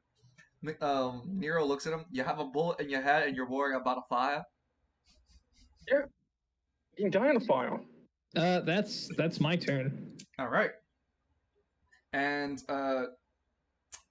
Juniper goes. Wait, hold on. No. Edmund went with 12. Cyrus goes with a 9. Damn it, you gotta be fucking kidding me. Cyrus, go ahead. It's your turn. So I have a question. Because of what Nate did, does that mean my attacks cannot miss? No, you will still have to roll accuracy to hit. He's just holding it in place so it can't run. Okay. Oh, does he not get like an advantage on it? Given the nature of the creature, no. Typically, yes. Well then. First, I want to heal Nate with some silver magic. Go ahead and Does spend Lord- the AP. Lord knows he'll need it. Yep. He did take a Okay. rather ravishing beating. And now let's roll for int. So 11, right? Yeah, because it was In plus 5. yeah. The fuck? How's Nate on HP now? 1 second. There it is. He basically back. He was bloodied, which was like less than half HP, but now he's back up to 21 HP out of 30. Son of a bitch. I'll heal him one more time then. Each time you heal is a decision. Oh, it is? Yes. I thought it didn't count because it was an anima power. No. Anima power is what you draw for the source of energy. you're using your Oh. decision because it's silver magic. Oh, okay. Well, good thing I did spend the last turn Stocking holding up back on turns. that. Yep. And I guess we'll on this instead of healing him again, I'm just gonna let me see. You also have to spend two decisions to reload your AK. That's what cause when I decide to do it, right? Because that's still make the choice, right? Correct. You would have to make the choice Okay. for it. See. I'm used to a half AP recovery. Okay. Let me get your character sheet open so I can adjust it. So half AP recovery. Excuse me. You're on your third. You were on your third use, and now you had one remaining use of it. Now you have no more of it, so you are down to one bottle left, and you're on your. This is the second bottle now, and you have two uses remaining of this one. Save changes. Okay. All right, so I updated the half AP recovery. That's what you wanted to use, right? Yeah, the half AP, yes. Gotcha. All right, so yeah, I updated your character sheet accordingly. So it reads now you have one last in your inventory. You're currently using the second bottle in your inventory, but you haven't drank from it yet because you still have two uses remaining. Okay. All right. So you spent a decision to heal. You spent a decision to Restore recover my your AP, AP. and now you spend your movement to make yourself closer. Well, no, now what do you want to do? Actually, never mind. I'll do it over here, so I'm closer to the door. All right, wait. Let's move you back over here. So, one, two. Oops, wrong. Oh, One I can not far enough. Okay, so I'll just go here. Well, does it really matter? Does it really matter? for positioning. Yeah, No, second that I'll stay there to right here, yeah. right here. Yeah, I'll stay there. Yeah, Okay. because I'll have the movement to stand over here. Yeah. Okay. So yeah, you moved up. You still have one last decision. Okay, this time I'll go for my powered up version of Astronova. Let's focus more on power because I want to kill this motherfucker. All right. So you. Oh, you also have to pay the AP upkeep, but yeah. Yep, doing that right now.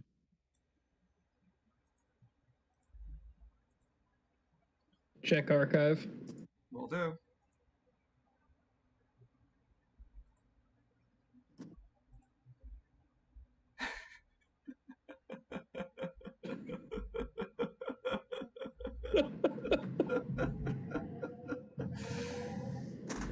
Oh man, I need to get an artist to get Night and Sun drawn. All right, so let's see.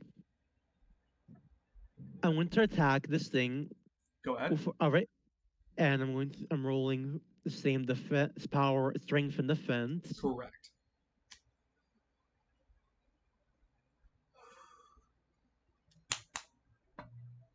Yeah, you have a +2 on top of that, but I don't think that would be necessary since 12 would be definitely enough to hit on its own, but you have a 14 anyway. Roll for damage. And Oh chat. no! The 60 was from healing night. So I just rolled my strength and I got 7, so now I gotta roll my defense. Ah, okay.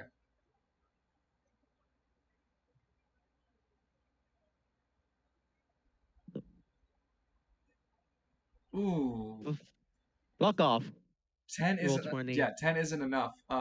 Chat, you can imagine Cyrix summons up from his tattoos, his left hand, he first summoned up the spear that he had, and then on his right hand he summons an extension to the spear to allow him to have a pole arm. And he uses this pole now he's trying to use the pole arm to angle himself and try to fight against the shadows. And unfortunately, Cyric, your positioning left you kind of like fleet-footed, and it just doesn't let you land that the more than dire hit that you want to land for. Do you want to Well spend then, another AP?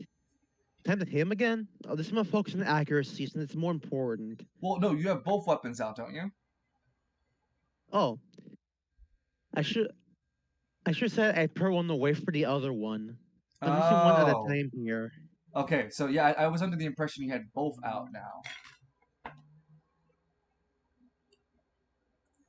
Okay. Yeah, for now we haven't reached a situation where he truly needs to dual wield. All right. So yeah, no. So every time you swing with your weapon, then it just changes in hues of like color because it should represent the change of its ability between accuracy and damage. So you want to roll for damage this time? I'm focusing on accuracy, yes, the Okay, accuracy accuracy. boosting one. Okay, no worries. Go ahead and make a roll.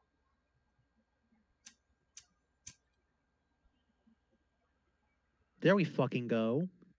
All right, and yeah, that's a hit. So go ahead and make damage.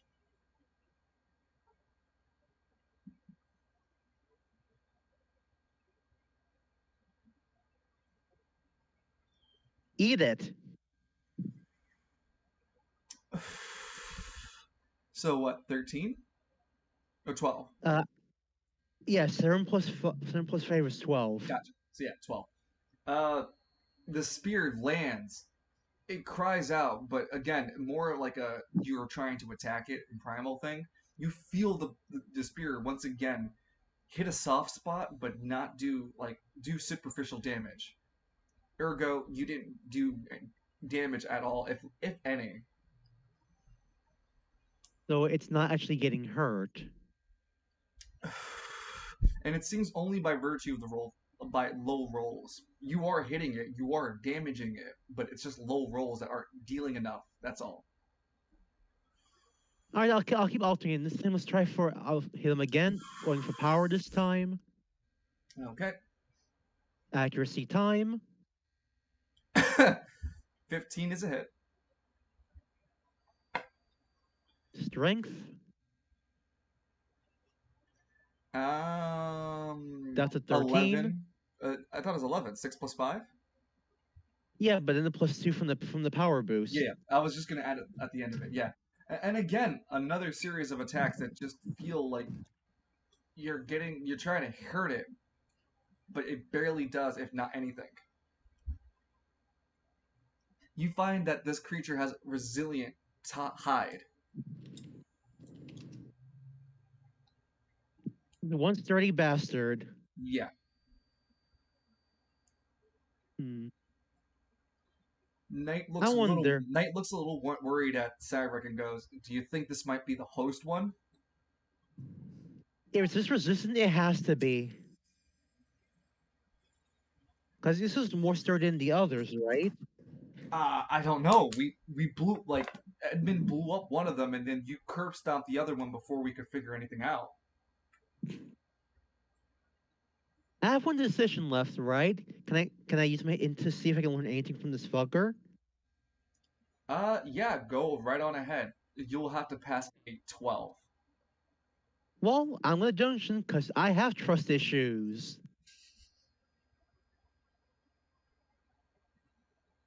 Come on, pass. Come on, crit pass.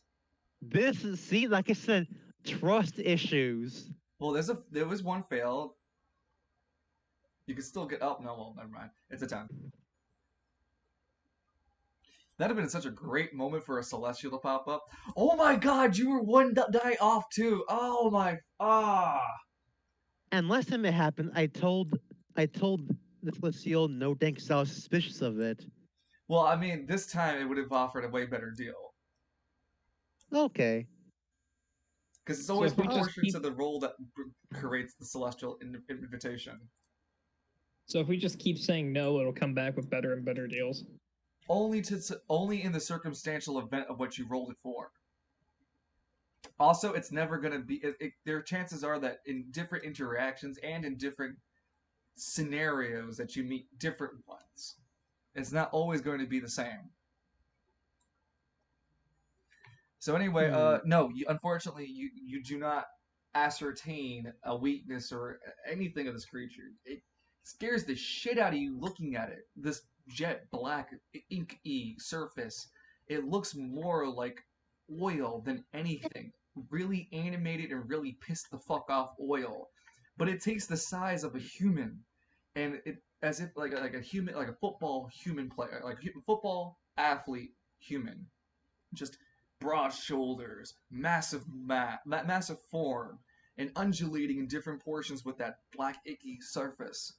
At times, Cymric, when you try to stare deep into it, you can even see faces of people, but you can't make out like details of these faces. They're just pale, near transparent, but they fade nearly as fast as you can look at them.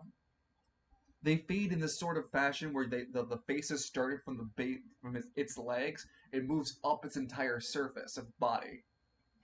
You note that the faces never go to the face of the creature itself. It only goes up to its shoulder blades and upper body and then fades off somewhere else. This creature. Question.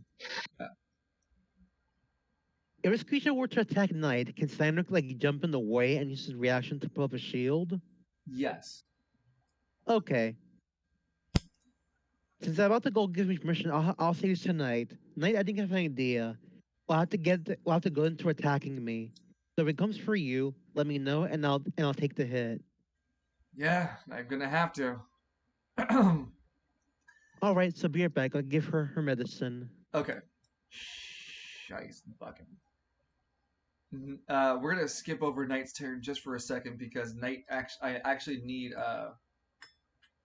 Knight to take because Knight wants to take no, he can't move. He move half of his distance. He move half of his distance for grappling, but can't get out of his range. Yeah, so Knight would take his turn, but he moves only over here and then requests that he would spend 2 decisions in order to request the AK and the AK's ammo, as Knight will fucking use it instead. Continuing gun. I want to blast this thing back to where it came from. Yeah, just give me the gun. I'll do it my damn self.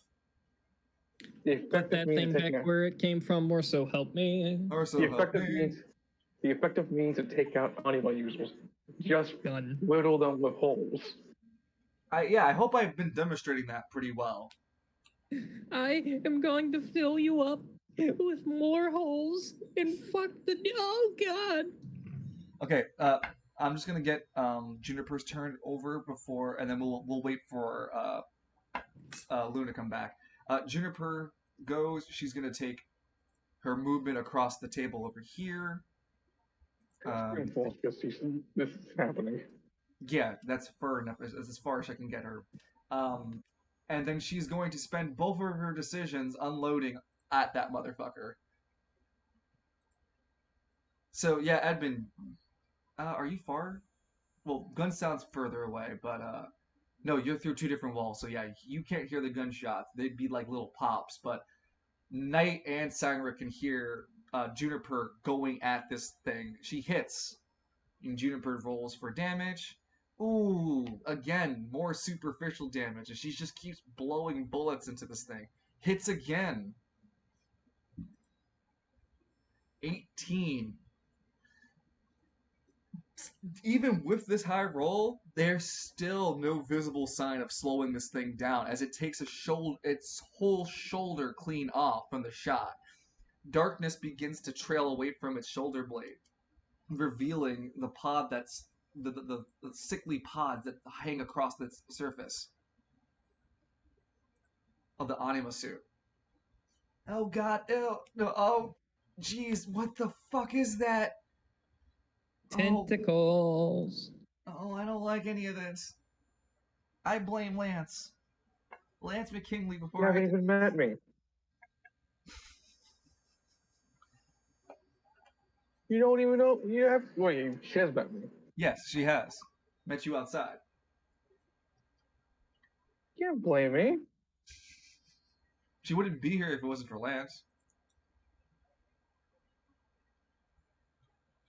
You can't blame. You can't blame me. So yeah, while we wait for Luna to come back, how do you guys feel about the session so far? I got brain damage. I don't know how to feel. You also have no You're life. just matching your intelligence score. Don't worry. Yep.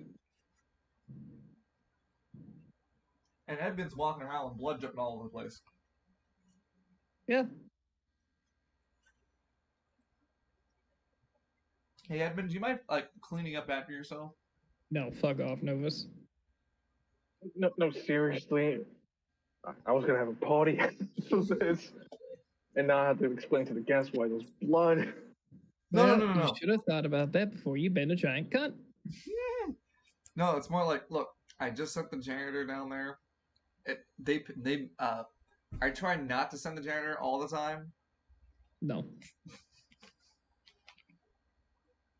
No, at least you're not like, oh man, Nova's gonna have a fucking field day with Lance in his head.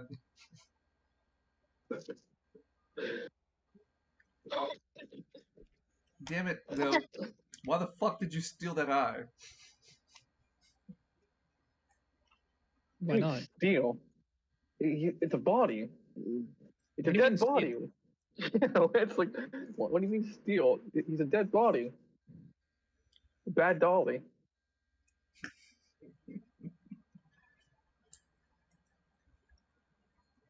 How do you guys feel like the next portions of the session are gonna go? And are you enjoying yourselves, of course? Yes. Excuse me.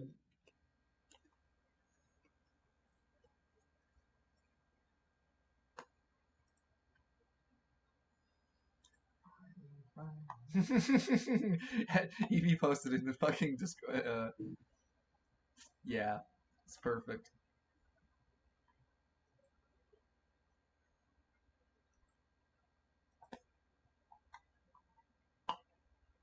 You know, I know a tattoo slash piercer who lives in Ohio. And for a few years, I've been desperately wanting to actually go see her so she can pierce my penis. Why? What? I just always wanted to give it a shot. I always thought it was like, what kind of I would experience? not get a piercing or a tattoo in the state of Ohio. Well, I trust my friend, unfortunately, and she lives Yeah. in the state of Ohio. She I would owns a business, and I'd Yeah, rather go. The thing is, they don't need to be certified in the state of Ohio. I think she runs a business, so I would hope she's certified. Like, if I recall correctly, she runs a whole ass business, and or at least a big portion of that business if she doesn't run it. But yeah, like I said, I trust the woman. I've known her for quite some fucking time. Like, since I was Back on still in... Gaga? Huh? Back on those Gaga days? Hell no, not Oh, that long. they changed the law. Not that long ago. When I was working at RFA. Yeah, just speaking about that place gives me fucking PTSD.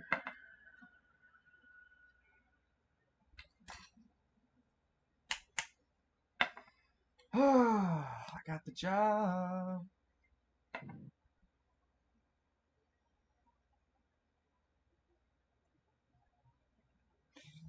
You know, Danny, I got one thing I want to say to my my one-time all-time favorite hater of my life, because you know him too. That's why. And that hater is who was our high school principal, Mr. Kapadia. Ah, fuck upon you. Yo, yeah, honestly, fucker can suck my whole shaft because he told me right as I was getting out of getting ready for graduation. He told me like, you know, with your intelligence and your attendance, they don't match, and you're not going to be able to ever hold a job if you can't get the education for it. And I remember telling him that I didn't feel the education here was going to help me anyway, which I wasn't wrong. And I told him that I was more interested in getting into computers anyway, but there was no classes or education towards computers in the high school at the time, or even when I left. There was just bare minimum. I wanted to learn how to diagnose and fix computers. I wanted to become the technician that I am today. And he dead ass looked at me and went, "Yeah, but if you don't get your certifications or anything, you'll never go anywhere." Suck my dick, Kapadia. Not only can I prove that I'm a competent IT worker, I don't have my fucking certifications. And I don't have the education that most people struggle to have. I have a workflow and hustle and and a method with it that goes beyond just textbook ethic, and I'm gonna prove it with this job going forward. Hold it down, and then hopefully transfer it back to my old job. I think I'd get a paid downgrade to go back to working at the other cannabis store, but I really, really had a good time working at that cannabis store, and I'd rather work there than IT, to be fair with all of you.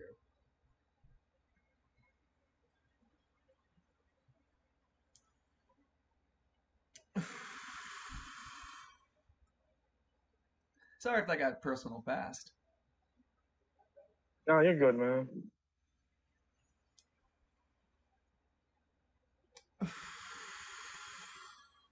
I'm back. So what I miss? We had a pause for you, but Juniper ducked behind the counter on the other side, took some shots at the anima suit that is attacking her, and it's revealed that it's being powered by Fear the Dark.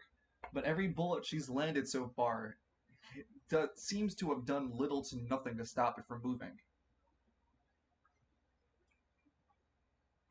And then Knight didn't complete his turn because all he did was move over to you, Cynric, because he has half movement while grappling, but can't leave his range.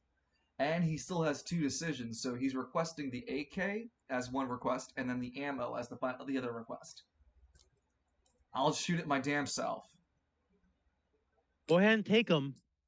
Okay, so he spends both of his decisions to get the ammo and the AK, but he'll have to spend his next turn to reload. So you have to hold. So he'll hold it down using his anima powers, spending the upkeep. Of course, I forgot to do that. Excuse me. He's holding such a large creature, so he's spending 2 AP. Okay. With that, Knight's turn officially ends. Yeah, and then we go on for the next turn for rolling for initiative, which is 11 turns before Novus escapes. Go ahead, Lance, to roll. Lance to E5.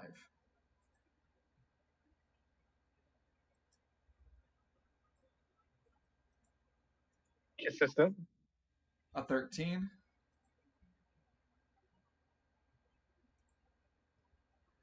Nero rolls a 5 because old man's feeling it. Cynric.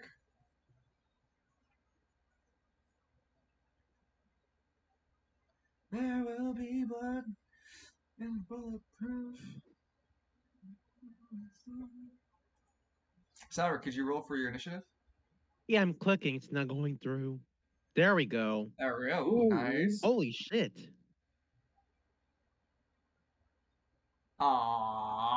So close to a crit pass. All right. 8, 16, 15, so it's 16, but 15. Yeah, so you rolled a 15. Wow, what a fast boy today.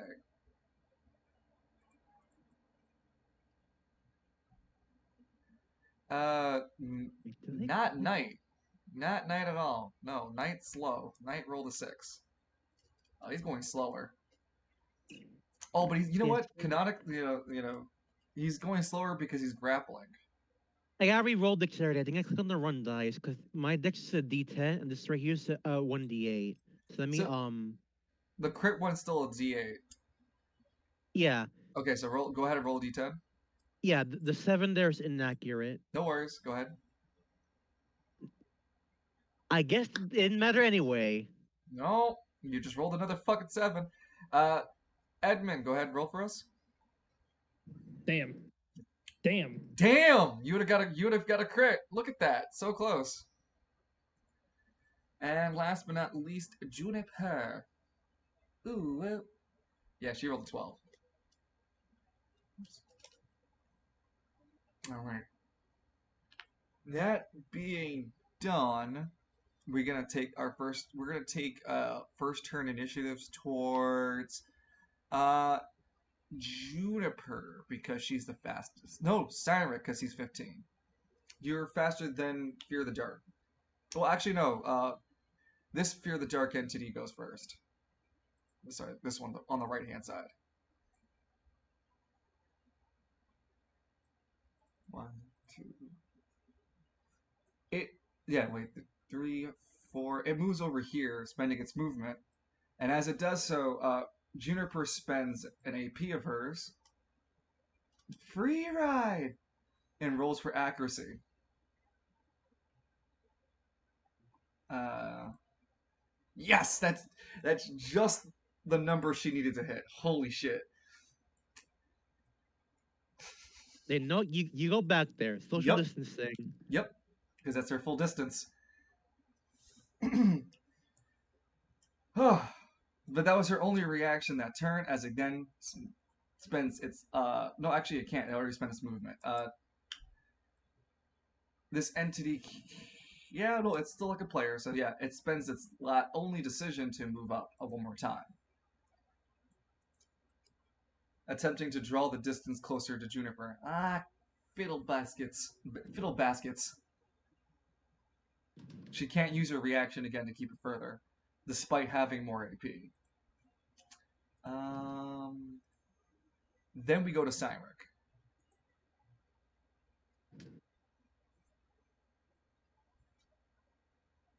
Okay. Let's I'll try and check to see if I can learn anything from it again. Yep, go ahead and roll a d12. I'm junctioning again because hashtag trust issues. I fucking hate you. I fucking hate you, Dice. I fucking hate you. I fucking hate you. I fucking hate you.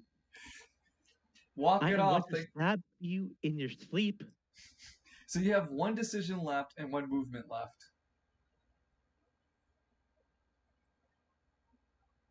Fuck it. I want to try it again. Go ahead and spend the AP. Also spend spend one more AP for upkeeping your weapon. Actually, I'm gonna call it off so that way I don't lose anymore. Because at the moment I don't need it.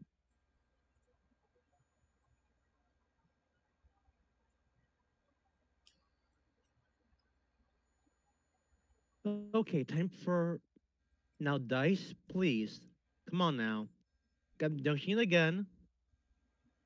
Fucking finally, piece of shit. Ah, Fuck there we off. go. Here Fuck we go. right off. Here we go. What is this Fucking. bullshit? It's that It's like the Mario speed one. He gets into the palace. He's like, You know what's happening. Celestial time.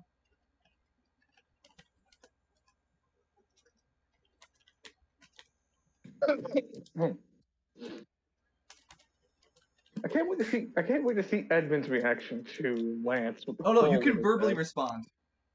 Oh, No, I'm talking to Leonard. Dungeon, I just. Sorry, go ahead. This is a better place to find catnip. Why are you here? When you say the word cat, it fades out from existence.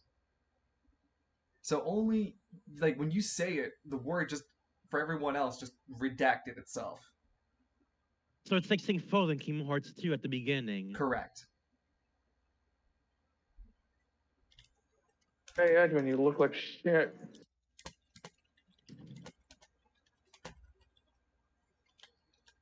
Counterpoint. Fuck you.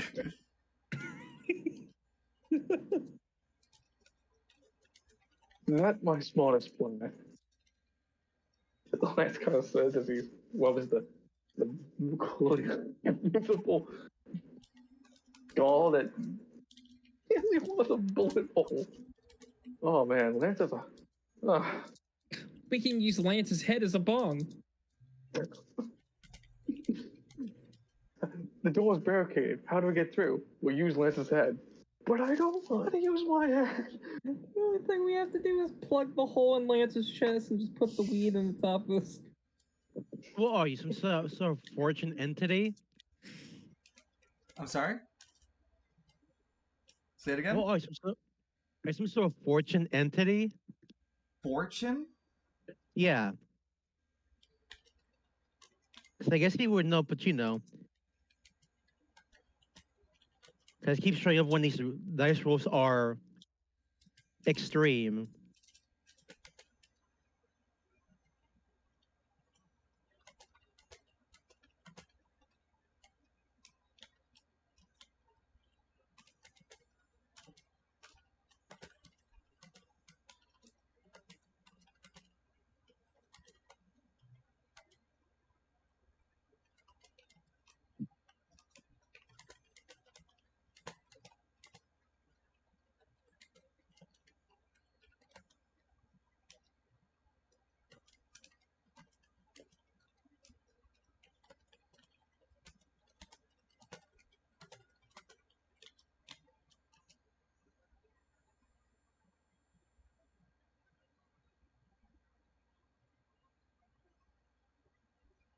You want to see the world the way I do?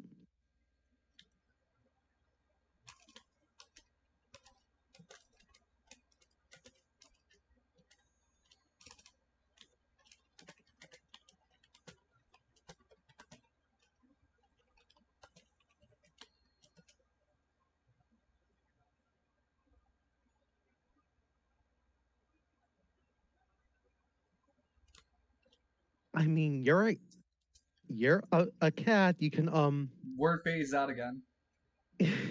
you're a beep. You can just see things easily by jumping around. And for how long would you like to see how long would this offer how long would you oh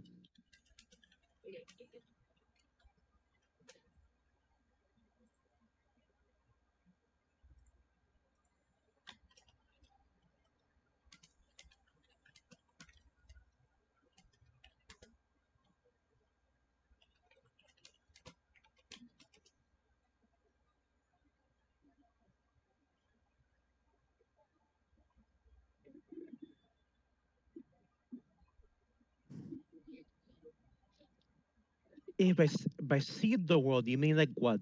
Take over my body?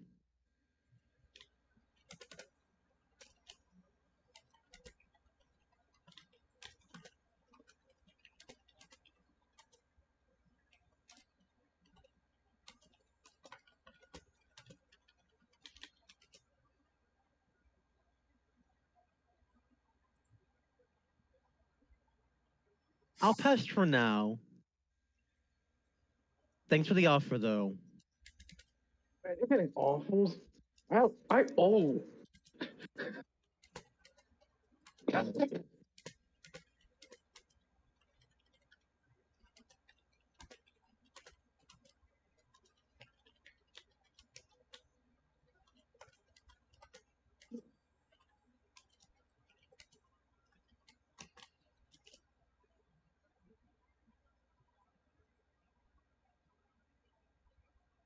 Yeah, I'll pass on the offer. I'll think it's a decision that calls for it. Will do. And the moment fades, and we return Stay safe, kitty. again. Well, like Redacted. still, word gets redacted. Yeah. Any abbreviation of it. You just don't hear anything. uh, as reality kind of warps back to normal, for Cynric specifically, he realizes that Knight's been calling out to him. Cynric, hey, Cynric, Yeah, I'm here now. dude, you spaced out. You okay? What happened? Let's just say I had a visitor. Uh, focus on the current visitor that's trying to maul us to death first. How about that? Yeah, that I agree. When you focus back on the creature again, you're just watching this thing undulate and move across, like standing there, just it's like it's shifting in place too. Guardian is barely holding a grasp on it. it it's a very complicated creature, and your insight isn't high enough to catch on to what lurks behind the surface of this creature's inky black surface. With Cyric's turn, I mean, you have a movement left. Do you want to do anything with that? Now I'll say, and besides, Knight, if I'm switching out, maybe it'll be like to go after me. Knight nods in approval as the turn turns over from Cyramic to Juniper. Juniper yelling, "Fuck! Fuck! It's attacking me!" Well, honey, help. Make sure you come over and help us. Wait, she doesn't know anything. No. I say go help Edmund. Yeah, still just in the range that she needs to be. So Juniper pulls out, continues to fire with the Derringer. The special property of the Derringer is that it doesn't need to reload. That hits. Again, more superficial damage. It's not dealing anything. It doesn't seem to stop this creature. What the fuck is going on here? And she misses that fire shot, hitting the back wall, frantically trying to land something sizable in the sky. Juniper's turn ends. Is she close enough to hear Steinrich? Yeah, she's close enough to hear Cyramic. She's fleeing. Yeah, she's fleeing, and you can hear Cyramic and Night. And you've been hearing her scream now and shooting bullets. Juniper, what the hell is happening over there? There's a fucking metal suit thing coming after me. He's trying to no touch me. Oh dear, that's What, no a metal good. suit? Knight speaks up, a metal suit. Wait, I thought we killed all those things. Yeah, I thought so too. But apparently you need a double tap or some shit. And Edmund fled. I don't know where he went. He ran like a He ran to find meds. That's what he's doing. Well, you didn't tell her, but she's just teasing. I wouldn't actually have Juniper say you ran like a bitch. It's just, I don't know where Edmund ran. No. He ran off.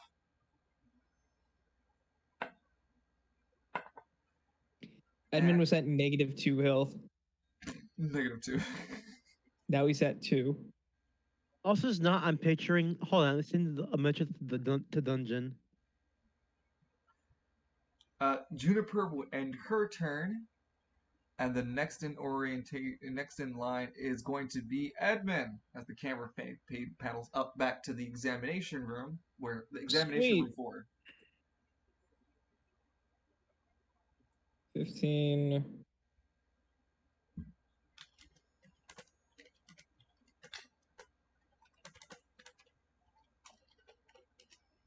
20. Is there any meds on this counter? 1 second. Or is it all paper?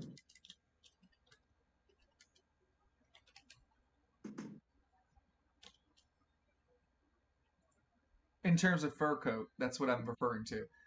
You see that there are several different dressers, like not over here. There was the table and the table that held all the paperwork and the diagrams on the wall in the back of it.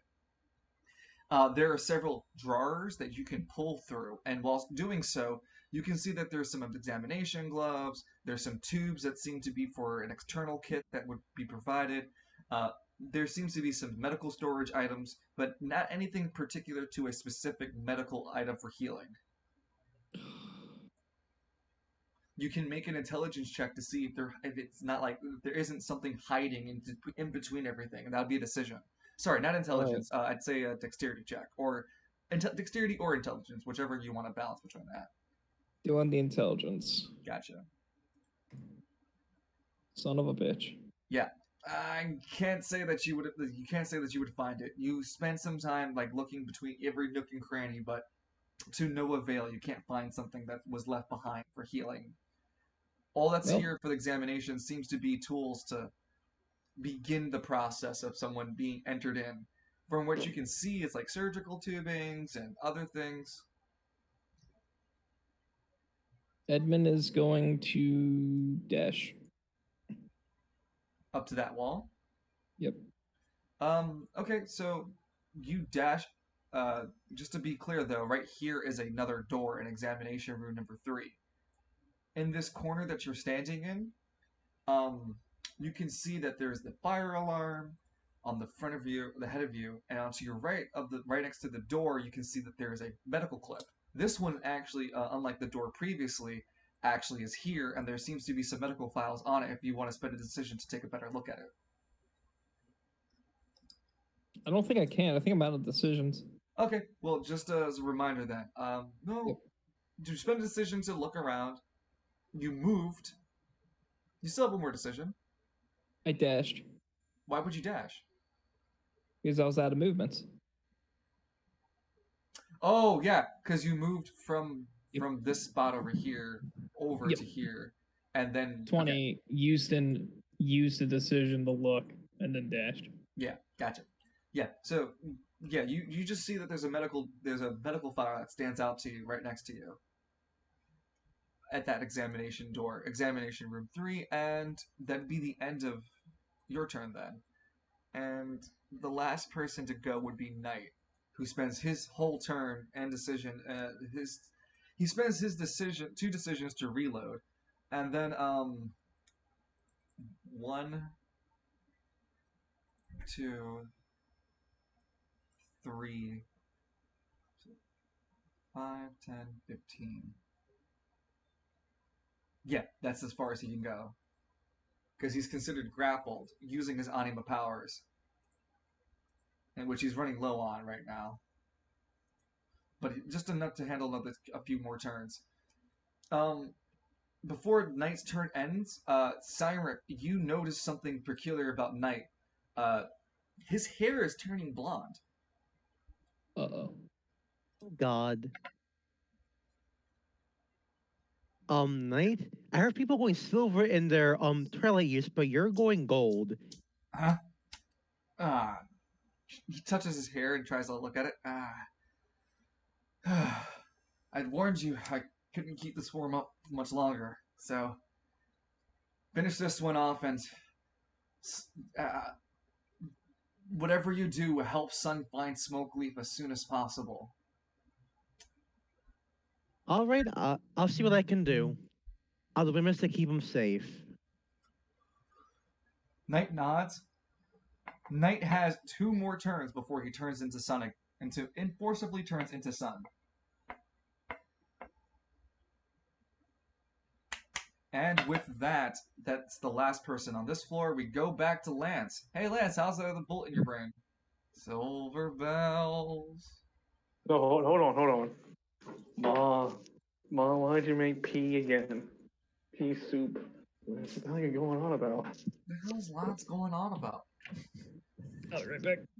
He just kind of like looks in and out of like consciousness, like and he where was Lance? Yeah, so he goes over to the auto dock, and his own body's kind of like on autopilot, getting the things ready, and as soon as it all everything he needs to done to get going to get the thing walking, he kind of just injects it into the bullet hole of the his chest was the tube. And he's just like, now, I calibrated it. You feel the healing juices coursing through your veins. It's like, The I wonder if this is gonna become stupid a was theme. hold on. The stupid was pushed out a lot. No, it's not. I wonder if this is gonna become a weird calling theme in the roleplay going forward.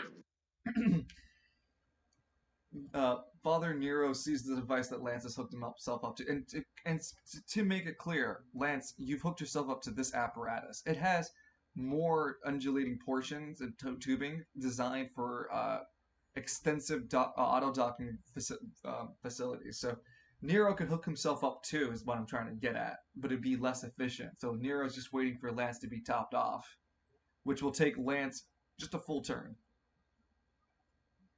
Dun dun. Lance has turned into a Pokemon. Dun dun dun dun dun. Then Lance is just like, okay, so I guess I don't need that key card anymore. He kind of laughs at Nero. Nero glares at him. So tell me, how are you gonna pay me back? You go ask. I don't know. Ask the Uh huh. ask Chevelle. The Why? police department of Travail. What? Delicia? No, Lance, you're your own human being. You can tell me how you can pay me back for all the services I just provided you tonight, including, and not limited to, the guns I lent out. The grenade launcher that you just so willy-nilly used to level a fucking floor with. Hey, all that stuff I did literally got us here. And Yeah, we were Lance, just I understand. I just want to know how you intend to pay me back. no. I got my own shit to deal with. I gotta figure out how to stop the apocalypse, Nero. Okay, Lance, let's say that you figured out how to stop the apocalypse. Then what, Lance? How you gonna still pay me back? I figured I fucking figured stopping the apocalypse will pay you back, so you can full Lance, exist in our reality. Lance, if the skies turned red, had a fire from the hell broke out, and demons took the streets of Spiral City, he glares, I'd still want you to pay me back. And even if I took out every single demon, saved your immortal soul and everyone's immortal soul, you would still want me to pay you back. Lance, the only reason I'd still want you to pay me back is because I know if you saved my internal soul, it's because I helped you. So I still want you to pay me back. Yes. Okay. Lance looks like I only have 8 grand on me. Lance, I don't want your fucking money. I can get money whenever I feel like it from the Cardinals. Oh, good. Well, glad that's taken care of. What, you want me to help you do what? Well, I might have need of your services in the future. So consider that I'm going to call in 2 favors so far. Whoa, 2? One for the guns, 2? and then 2 for every other fucker I've murdered since I got in here. And you're just lucky I haven't tallied it for each fucker I've killed. Because I like killing. Killing's Okay, fun. okay. Well, how about this? I owe you all the shit you killed here. Aw. You can tally up the other favor I owe you to Edmund.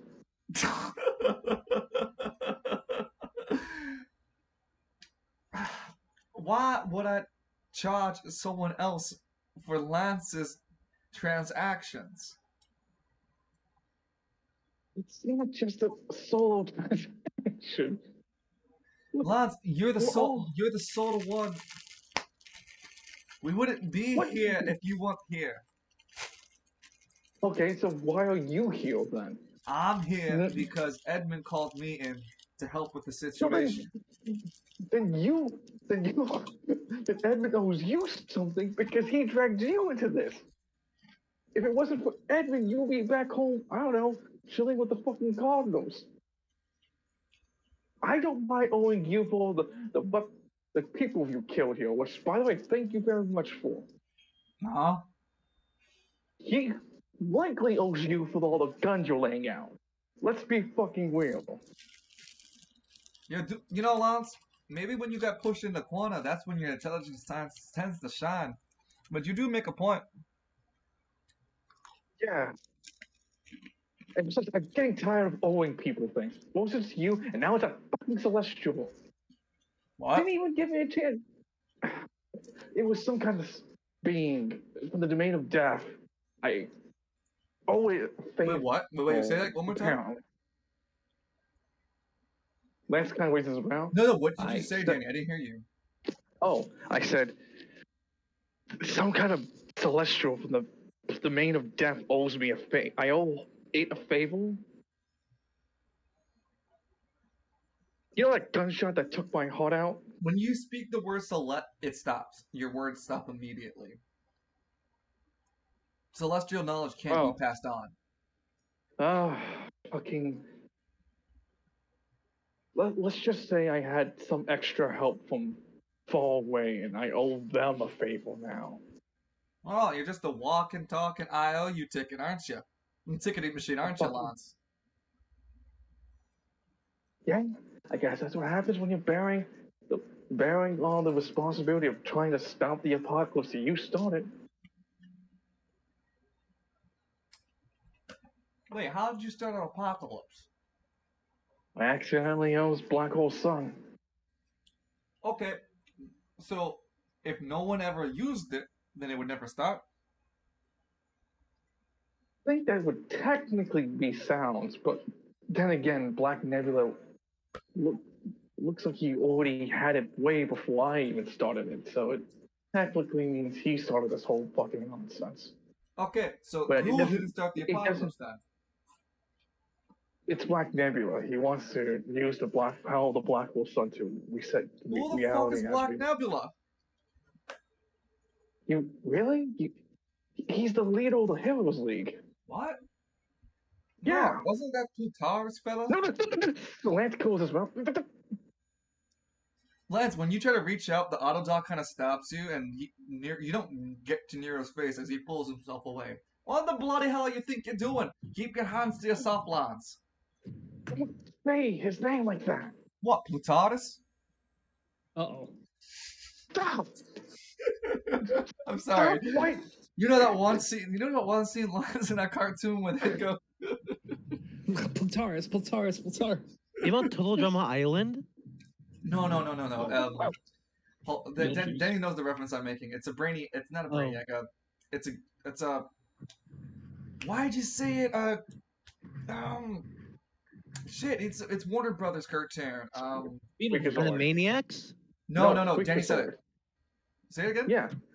Freakazoid. Yeah, Why'd you say Freakazoid. Candlejack? Oh. Yeah, the Candlejack episode for Freakazoid. Like, well, you know, Lots. I thought I'd just say Plutarchus.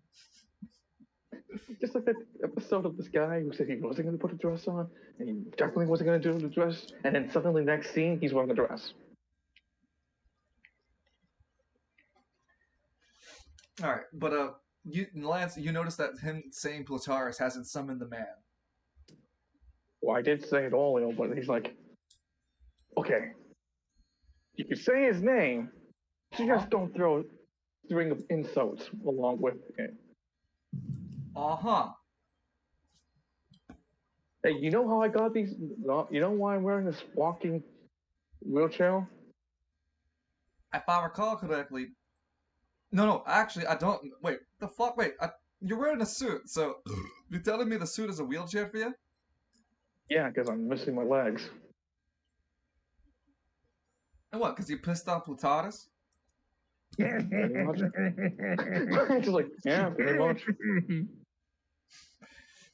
Nero kind of scratches his head, huh? Well, that was a real daft. That was a real daft move of yours.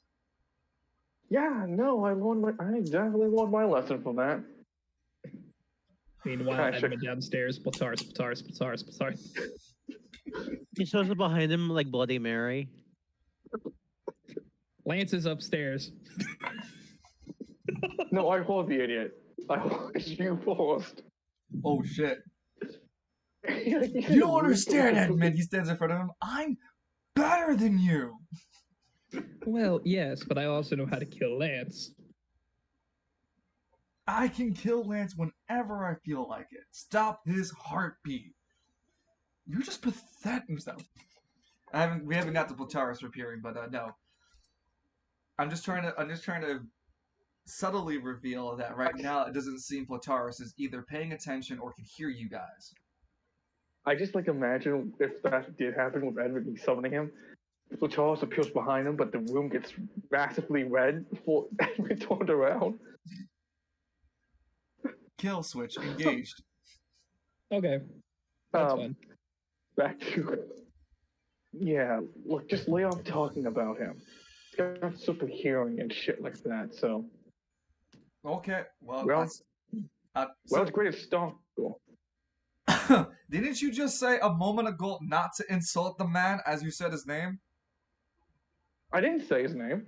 No, I'm just saying. Didn't you say not to insult him? Why? Well, I could have been talking about an ex of mine. It's more like you have to be very, very specific. Okay. Well, anyway. Yeah. As far as I understand, you owe me a favor, and then I have to talk to Edmund about the guns. Yeah. That. By the way, how much are these guns for? Like, how much are we blowing out of your pocket for all this stuff? Oh no, I like killing, so this is part of my standard uh expenses paid. We haven't even Okay, touched hmm? We haven't even touched okay, but any of the special stuff that I would actually need to cover. okay, so just humor me a bit then. You're talking with some surprisingly intelligence, Lance.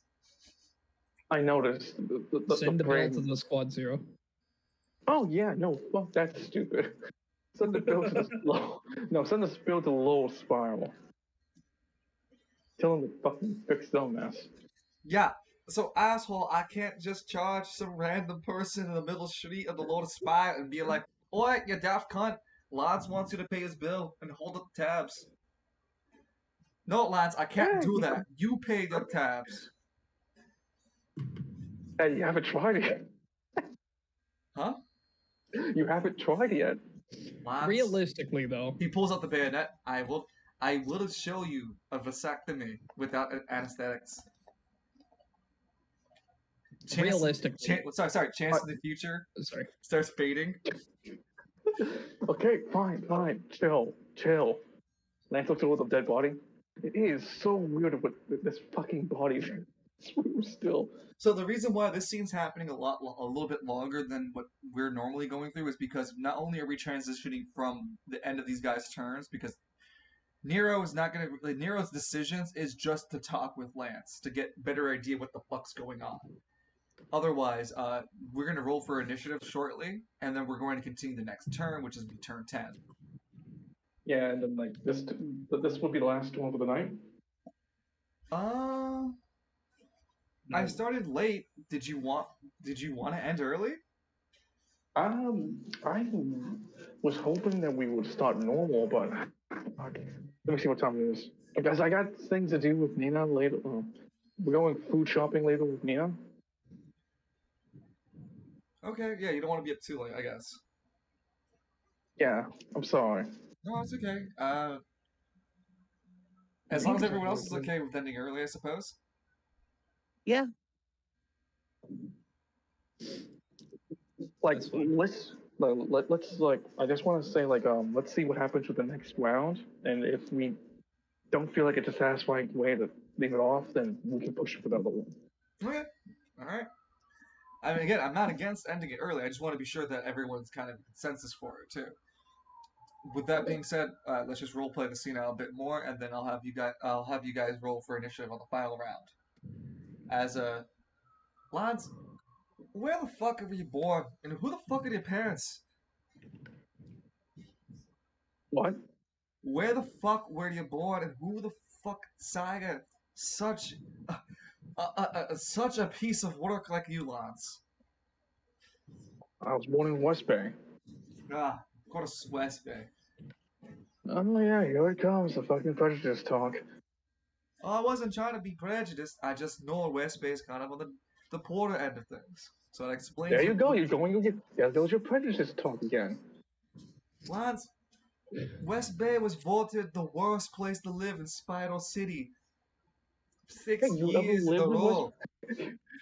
You ever lived in West Bay, huh? Can you make that decision on your own without having a media outlet who's biased to tell you that? Well, no, but I have to say we do have a commune out there now. Place of Heaven. I've been hearing that they've been doing some quite the miracle works. Supposedly curing blindness, helping restore limbs. They gentrified West Bay. Gentrifying my goddamn neighborhood. The bastards. So yeah, that church, Place of Heaven, doing some really good work in the community. Lance, you learned that Place of Heaven could be another solution to fix your body. Well, I guess that means I'm gonna go to West Bay when I get a chance to. All right, roll for initiative, Lance, as there is 10 more turns before Novus escapes. Well, I'm staying consistent. What is that? An 11? It's not 13. 11. It's 13. Yeah, I've been rolling 13s all night. Yeah, you rolled 3 13s. Oof. Wow, Nero rolled a 12. Lance, it's my turn to use the machine now. It's my turn to be on the Xbox. Go ahead, Cymric, roll for your initiative. 14. Night rolls. Ooh. 14? Yes. No. No, I'm right. It's 14, yeah. Add Udman. That's a 9. So, not bad. You rolled pretty average this session. And Juniper. Woo, 15. Nice Alright. roll. So, every 5 turns, Novus's voice appears on the voice intercom, and it's no different this time, as you guys first hear Novus going, "What do you mean you can't figure out the landing pad? What do you mean it's too dark out? Shit, did I leave the thing on? Hi everyone, Novus here. I just wanted to give you that lovely update." Looks at the second floor. Maverick, what? Maverick, I expected you to beat Lance and son of a bitch. Lance, did you kill Maverick? Lance does a little cutesy thing. Maybe I did. Oopsie. Didn't mean to. Kill the fucking bastard you sent to kill me.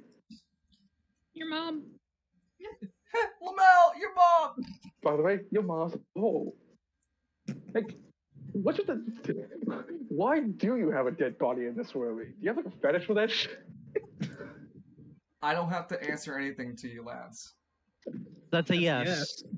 That's like, that's like Everyone in the building says yes as Novus doesn't reply and continues on and says, Like, it's like even the suit and even FTD says yes.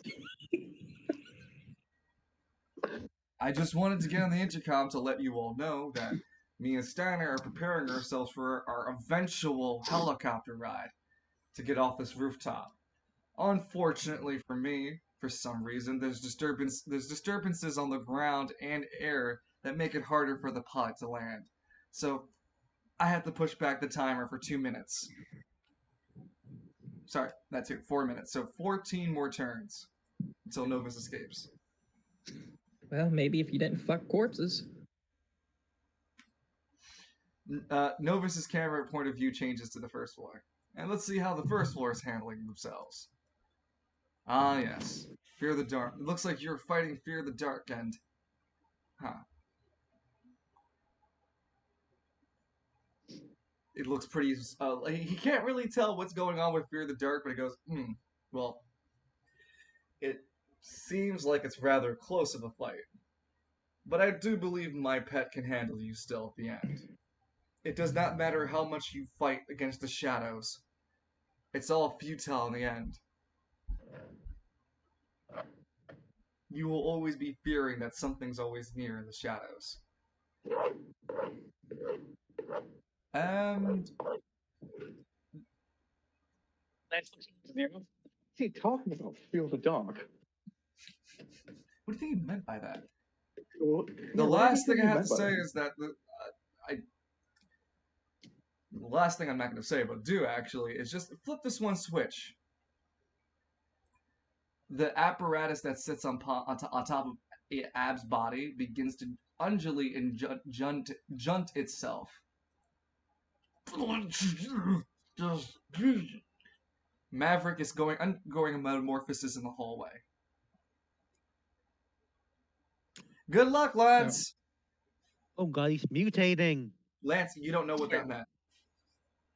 What the fuck did he? What do you think he meant by that? Daryl looks at you too. What do you think he meant by that, Lance? Good luck. I don't know. He flipped the switch. He didn't turn the lights off. So he didn't nothing. Lance, you are full HP. You can provide half of your life force in order to use the suit to convert it to AP.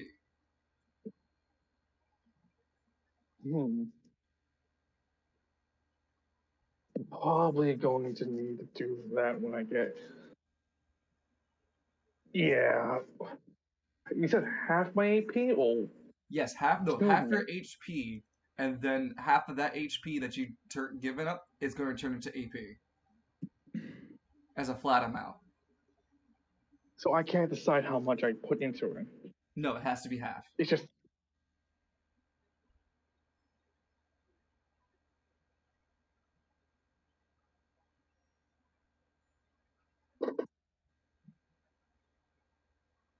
And you can stay hooked up to the auto dock. Uh, yeah, I'm gonna do that. I need the AP back, but Lance is gonna like put the auto dock onto Nero as well. Yeah, no, but the issue is you can't. While it has the apparatuses for it, it will mitigate Oh, the amount right. that you're receiving. So it's just going to make it slower, which is why Nero is waiting. So like Lance takes off the apparatus and you just need to do like Lance shows him how to do the steps to clean out the machine so he can put it himself. Yes. I'll see you on the third floor. So you spent a decision to take the apparatus off of you. Okay. Lance is full HP'd. And then Mhm. Nero takes Lance's instruction. Oh, you also spent the other decision to give Nero the instruction he needed. So you only have movement this turn.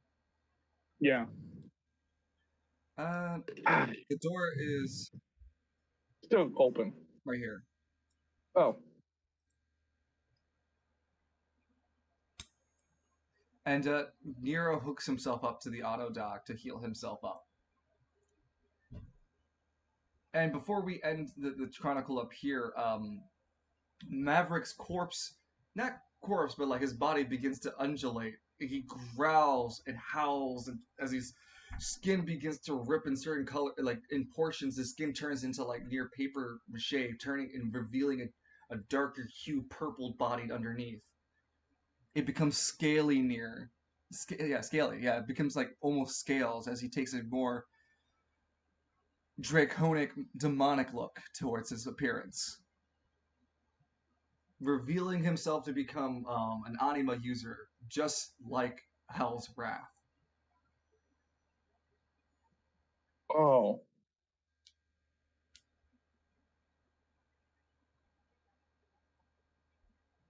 Yeah. So the big reveal is that Abe's has the ability to turn into a demon too.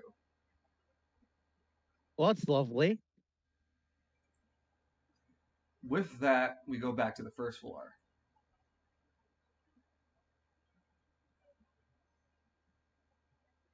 And we'll get a Lance. How does Lance react to that moment? Just a second later, as we return back to the first floor. Uh, this Fear the Dark entity moves across the counter 5, 10, 15, 20. And, what's it called? It continues to, it spends it spends its decision to dash, so 5, 10, 15, 20. As it reaches to the 20 feet mark, stepping right there, Juniper uses one of her APs as a reaction. And then she rolls for accuracy. Come on, baby, hit. Oh, she missed. She doesn't hit with free ride. So yeah, the animated suit just continues to chase Juniper as Juniper continues to wildly run from this thing. Ah! She's yelling at the top of her lungs.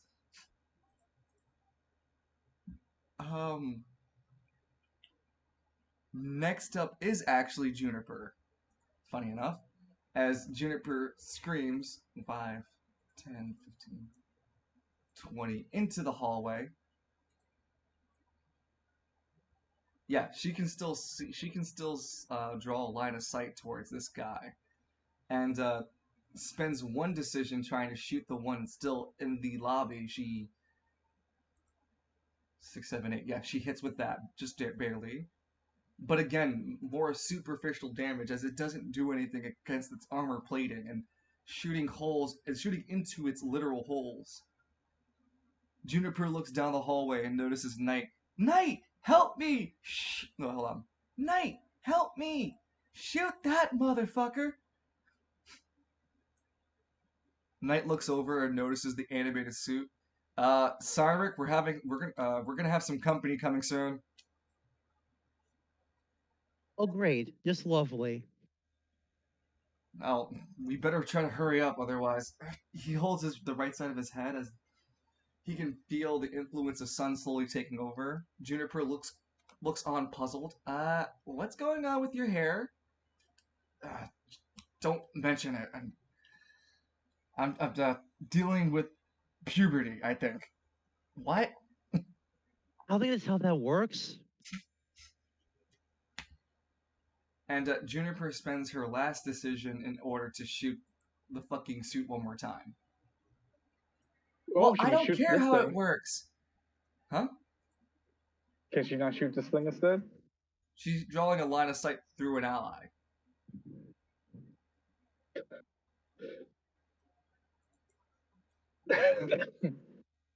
I don't care how it works or what's wrong, just help us out. She lands the hits. Because every bullet I've been landing on this thing isn't enough to hurt it. It's just fucking eating everything I shoot.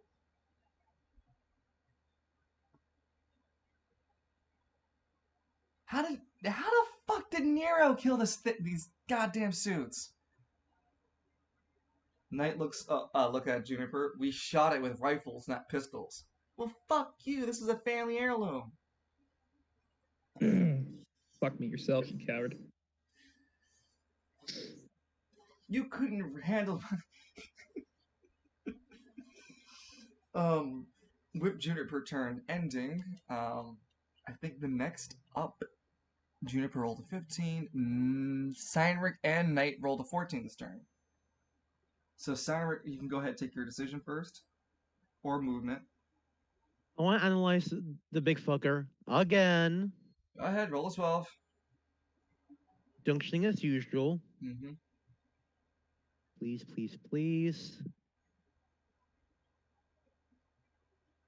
Yeah, you got it. Yay, a 12.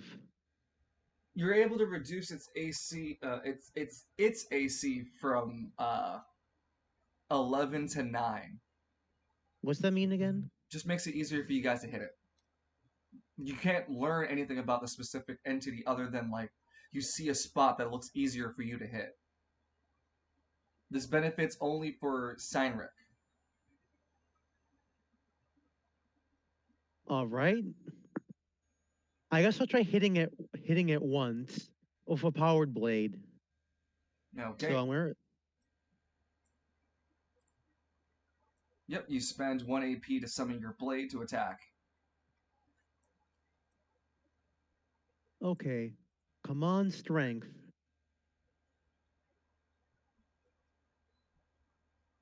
Yeah, that's gonna hit because of the lowered AC.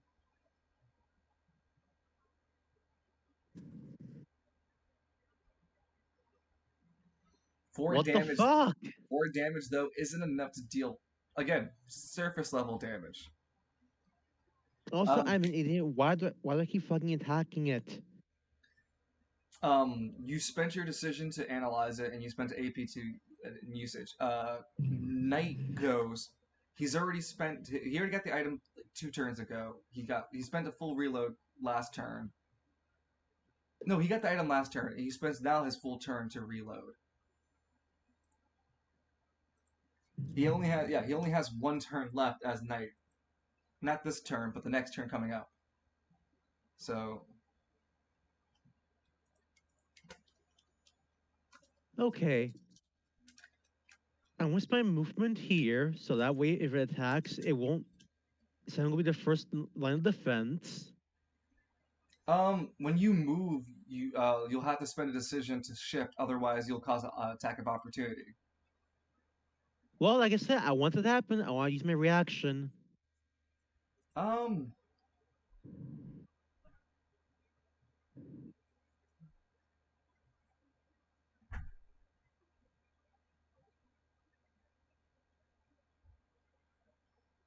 I think the creature, rather than reacting to your attack, is going to try for self-preservation and run into the shadows. So as you're moving, it reacts towards your movement around it and tries to flee downward. Uh, Knight And is the only one who can try to keep it in place using his anima powers. And rolled a 4, just like you did, Cyril. So unfortunately, it's able to slide and move down can into I the react shadows. to that reaction and try to hold it down with a harpoon? Your harpoon doesn't have pinning abilities. You would have to grapple it yourself. Can I try grappling it? Yes, you may. Okay. Time to junction. You get a disadvantage for trying to grab a shadow entity. Okay.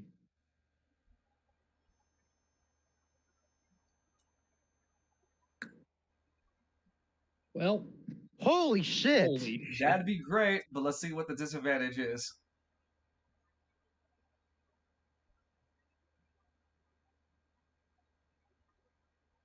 You have to roll one more time. I'm sorry. You can't keep that crit result. I love the crit results, but you can't keep it in this disadvantage. Oh, right. So just roll the d12 and 10 again. Oh, wow. 14 is still high enough. So you went in and had a perfect grapple point, but as you reached into the shadows, you felt yourself slip right through its whole entity.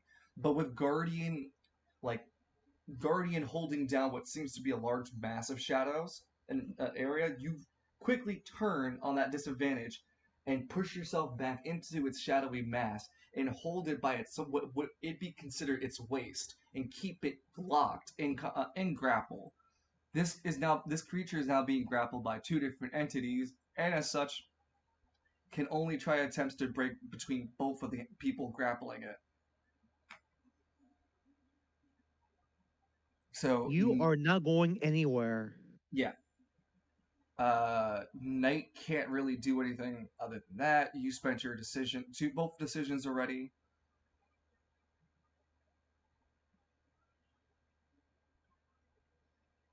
And with that, Juniper already went. Edmund's the last to go. Edmund is going to open the door. Sure, I'll let you open the door. This door. Yes. Oh, the one ahead of you. Yeah.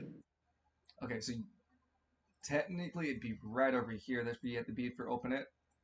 Oh, I thought these two were the doors. No. It's the middle tile over here. Oh, yeah, that's my bad. No, it's okay. Just for now, since it seems like we're gonna wrap up, I'll give you the free movement for it, since it was a misunderstanding.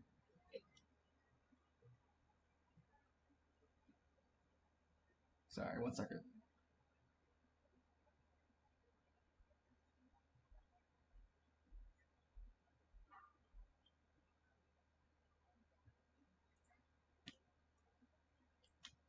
Shit. There we go.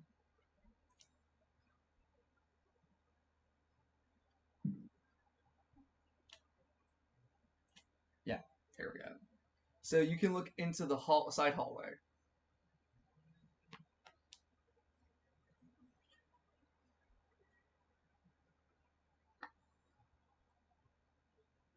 Side hallway.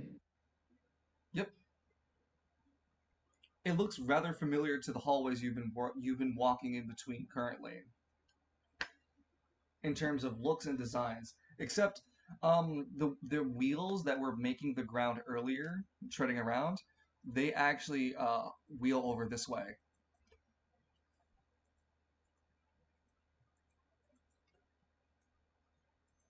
And of course, in various arcs and angles of the hallway. But essentially, all the wheels go back and forth between this angle. and it's like staunch in comparison to what little, if any, kind of scratches even exist down this way. And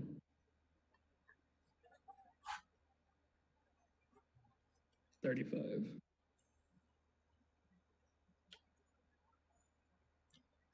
You see the mechanical door, metal door that holds shut with a silver panel for the elevator. It has like floors on the top of it, reading floor 1 and floor 2. Ah, I see.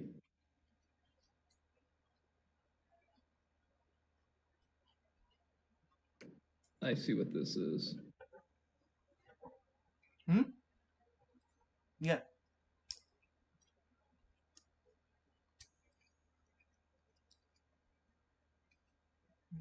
Edmund's gonna dash back in here. Gotcha. You found the elevator to the next floor and a way to it. Up. And with that, that will be the last turn for the session, unless you guys are interested for more, but we don't have to. Oh, I can push for one more. Doesn't feel like it'll be that long of it. The next session won't be that long. I think. No, not the next session. The next two won't be that long. No, actually, I think I should wrap it up here. So give me a chance to get the token assets I need for Ab's new demon form, and we can, if I can request, could we consider trying Friday or Saturday for another session? See how Friday looks after I get back from shopping. Yeah, I'm asking the guys who are a little bit less. Great. Friday would be good for me. Yeah. Okay. And how about you, Evie? I don't have anything planned.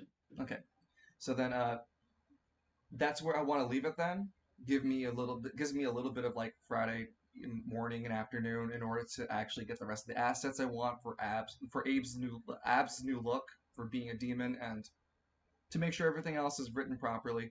I do want to try to get Bunny back in to fulfill the rest of her roles, as you guys will be reaching the 3rd floor and she's up there menacingly. How did you guys feel about today's session? It's Edmund been most needs med. experimental. I just gotta wonder, will this motherfucker actually die? I mean, can't keep scanning for weak spots. You gotta go for the offensive thing. Yeah, but if we don't have a weakness, we can't kill this thing more efficiently. I mean, shit, dude, look what I did with this fucker upstairs. I didn't scan for weak point. I blasted his ass straight to hell. Because A, you don't have the intelligence for that, and B, you have fucking big ass fire artillery. Everyone was against me for taking the grenade launcher. That shit saved my life twice already. Not What saying the it's a hell bad is the- decision. I'm saying we both had different tool sets available. What the fuck's the rocket launcher? The other rocket launcher. Outside in the truck. It's where the sandwiches are, Danny. So if you guys had that, then you could have been able to blast a straight hole into that fucking. Oh, what a disadvantage for shooting at the darkness. Oh yeah, sure. Into the darkness with a disadvantage. Look at That's that, what we Dungeon. did. No, with the rocket launcher, the other rocket launcher. That's what I'm saying. So, other than Danny's, excitement of the session, I appreciate it. How did everyone else feel about the session?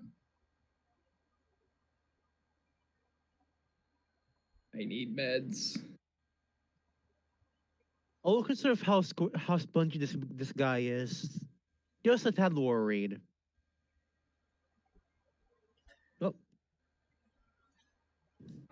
Being that you guys been engaged with Fear of the Dark for quite some time, how do you guys feel about the uniqueness of the anima? Isn't he using the shadows to attack people and apparently control the fucking dead?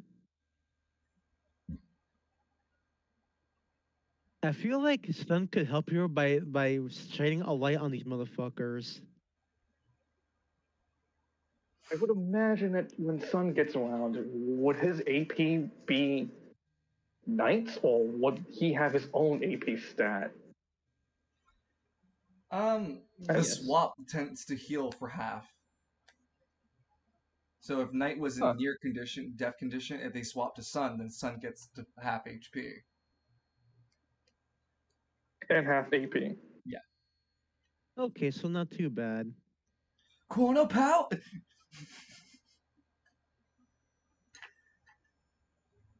But yeah, as always, I appreciate you guys always making the time and effort to come to the sessions to be able to play. It's always a wonder for me to host you guys, and I've really been enjoying hosting Overarms.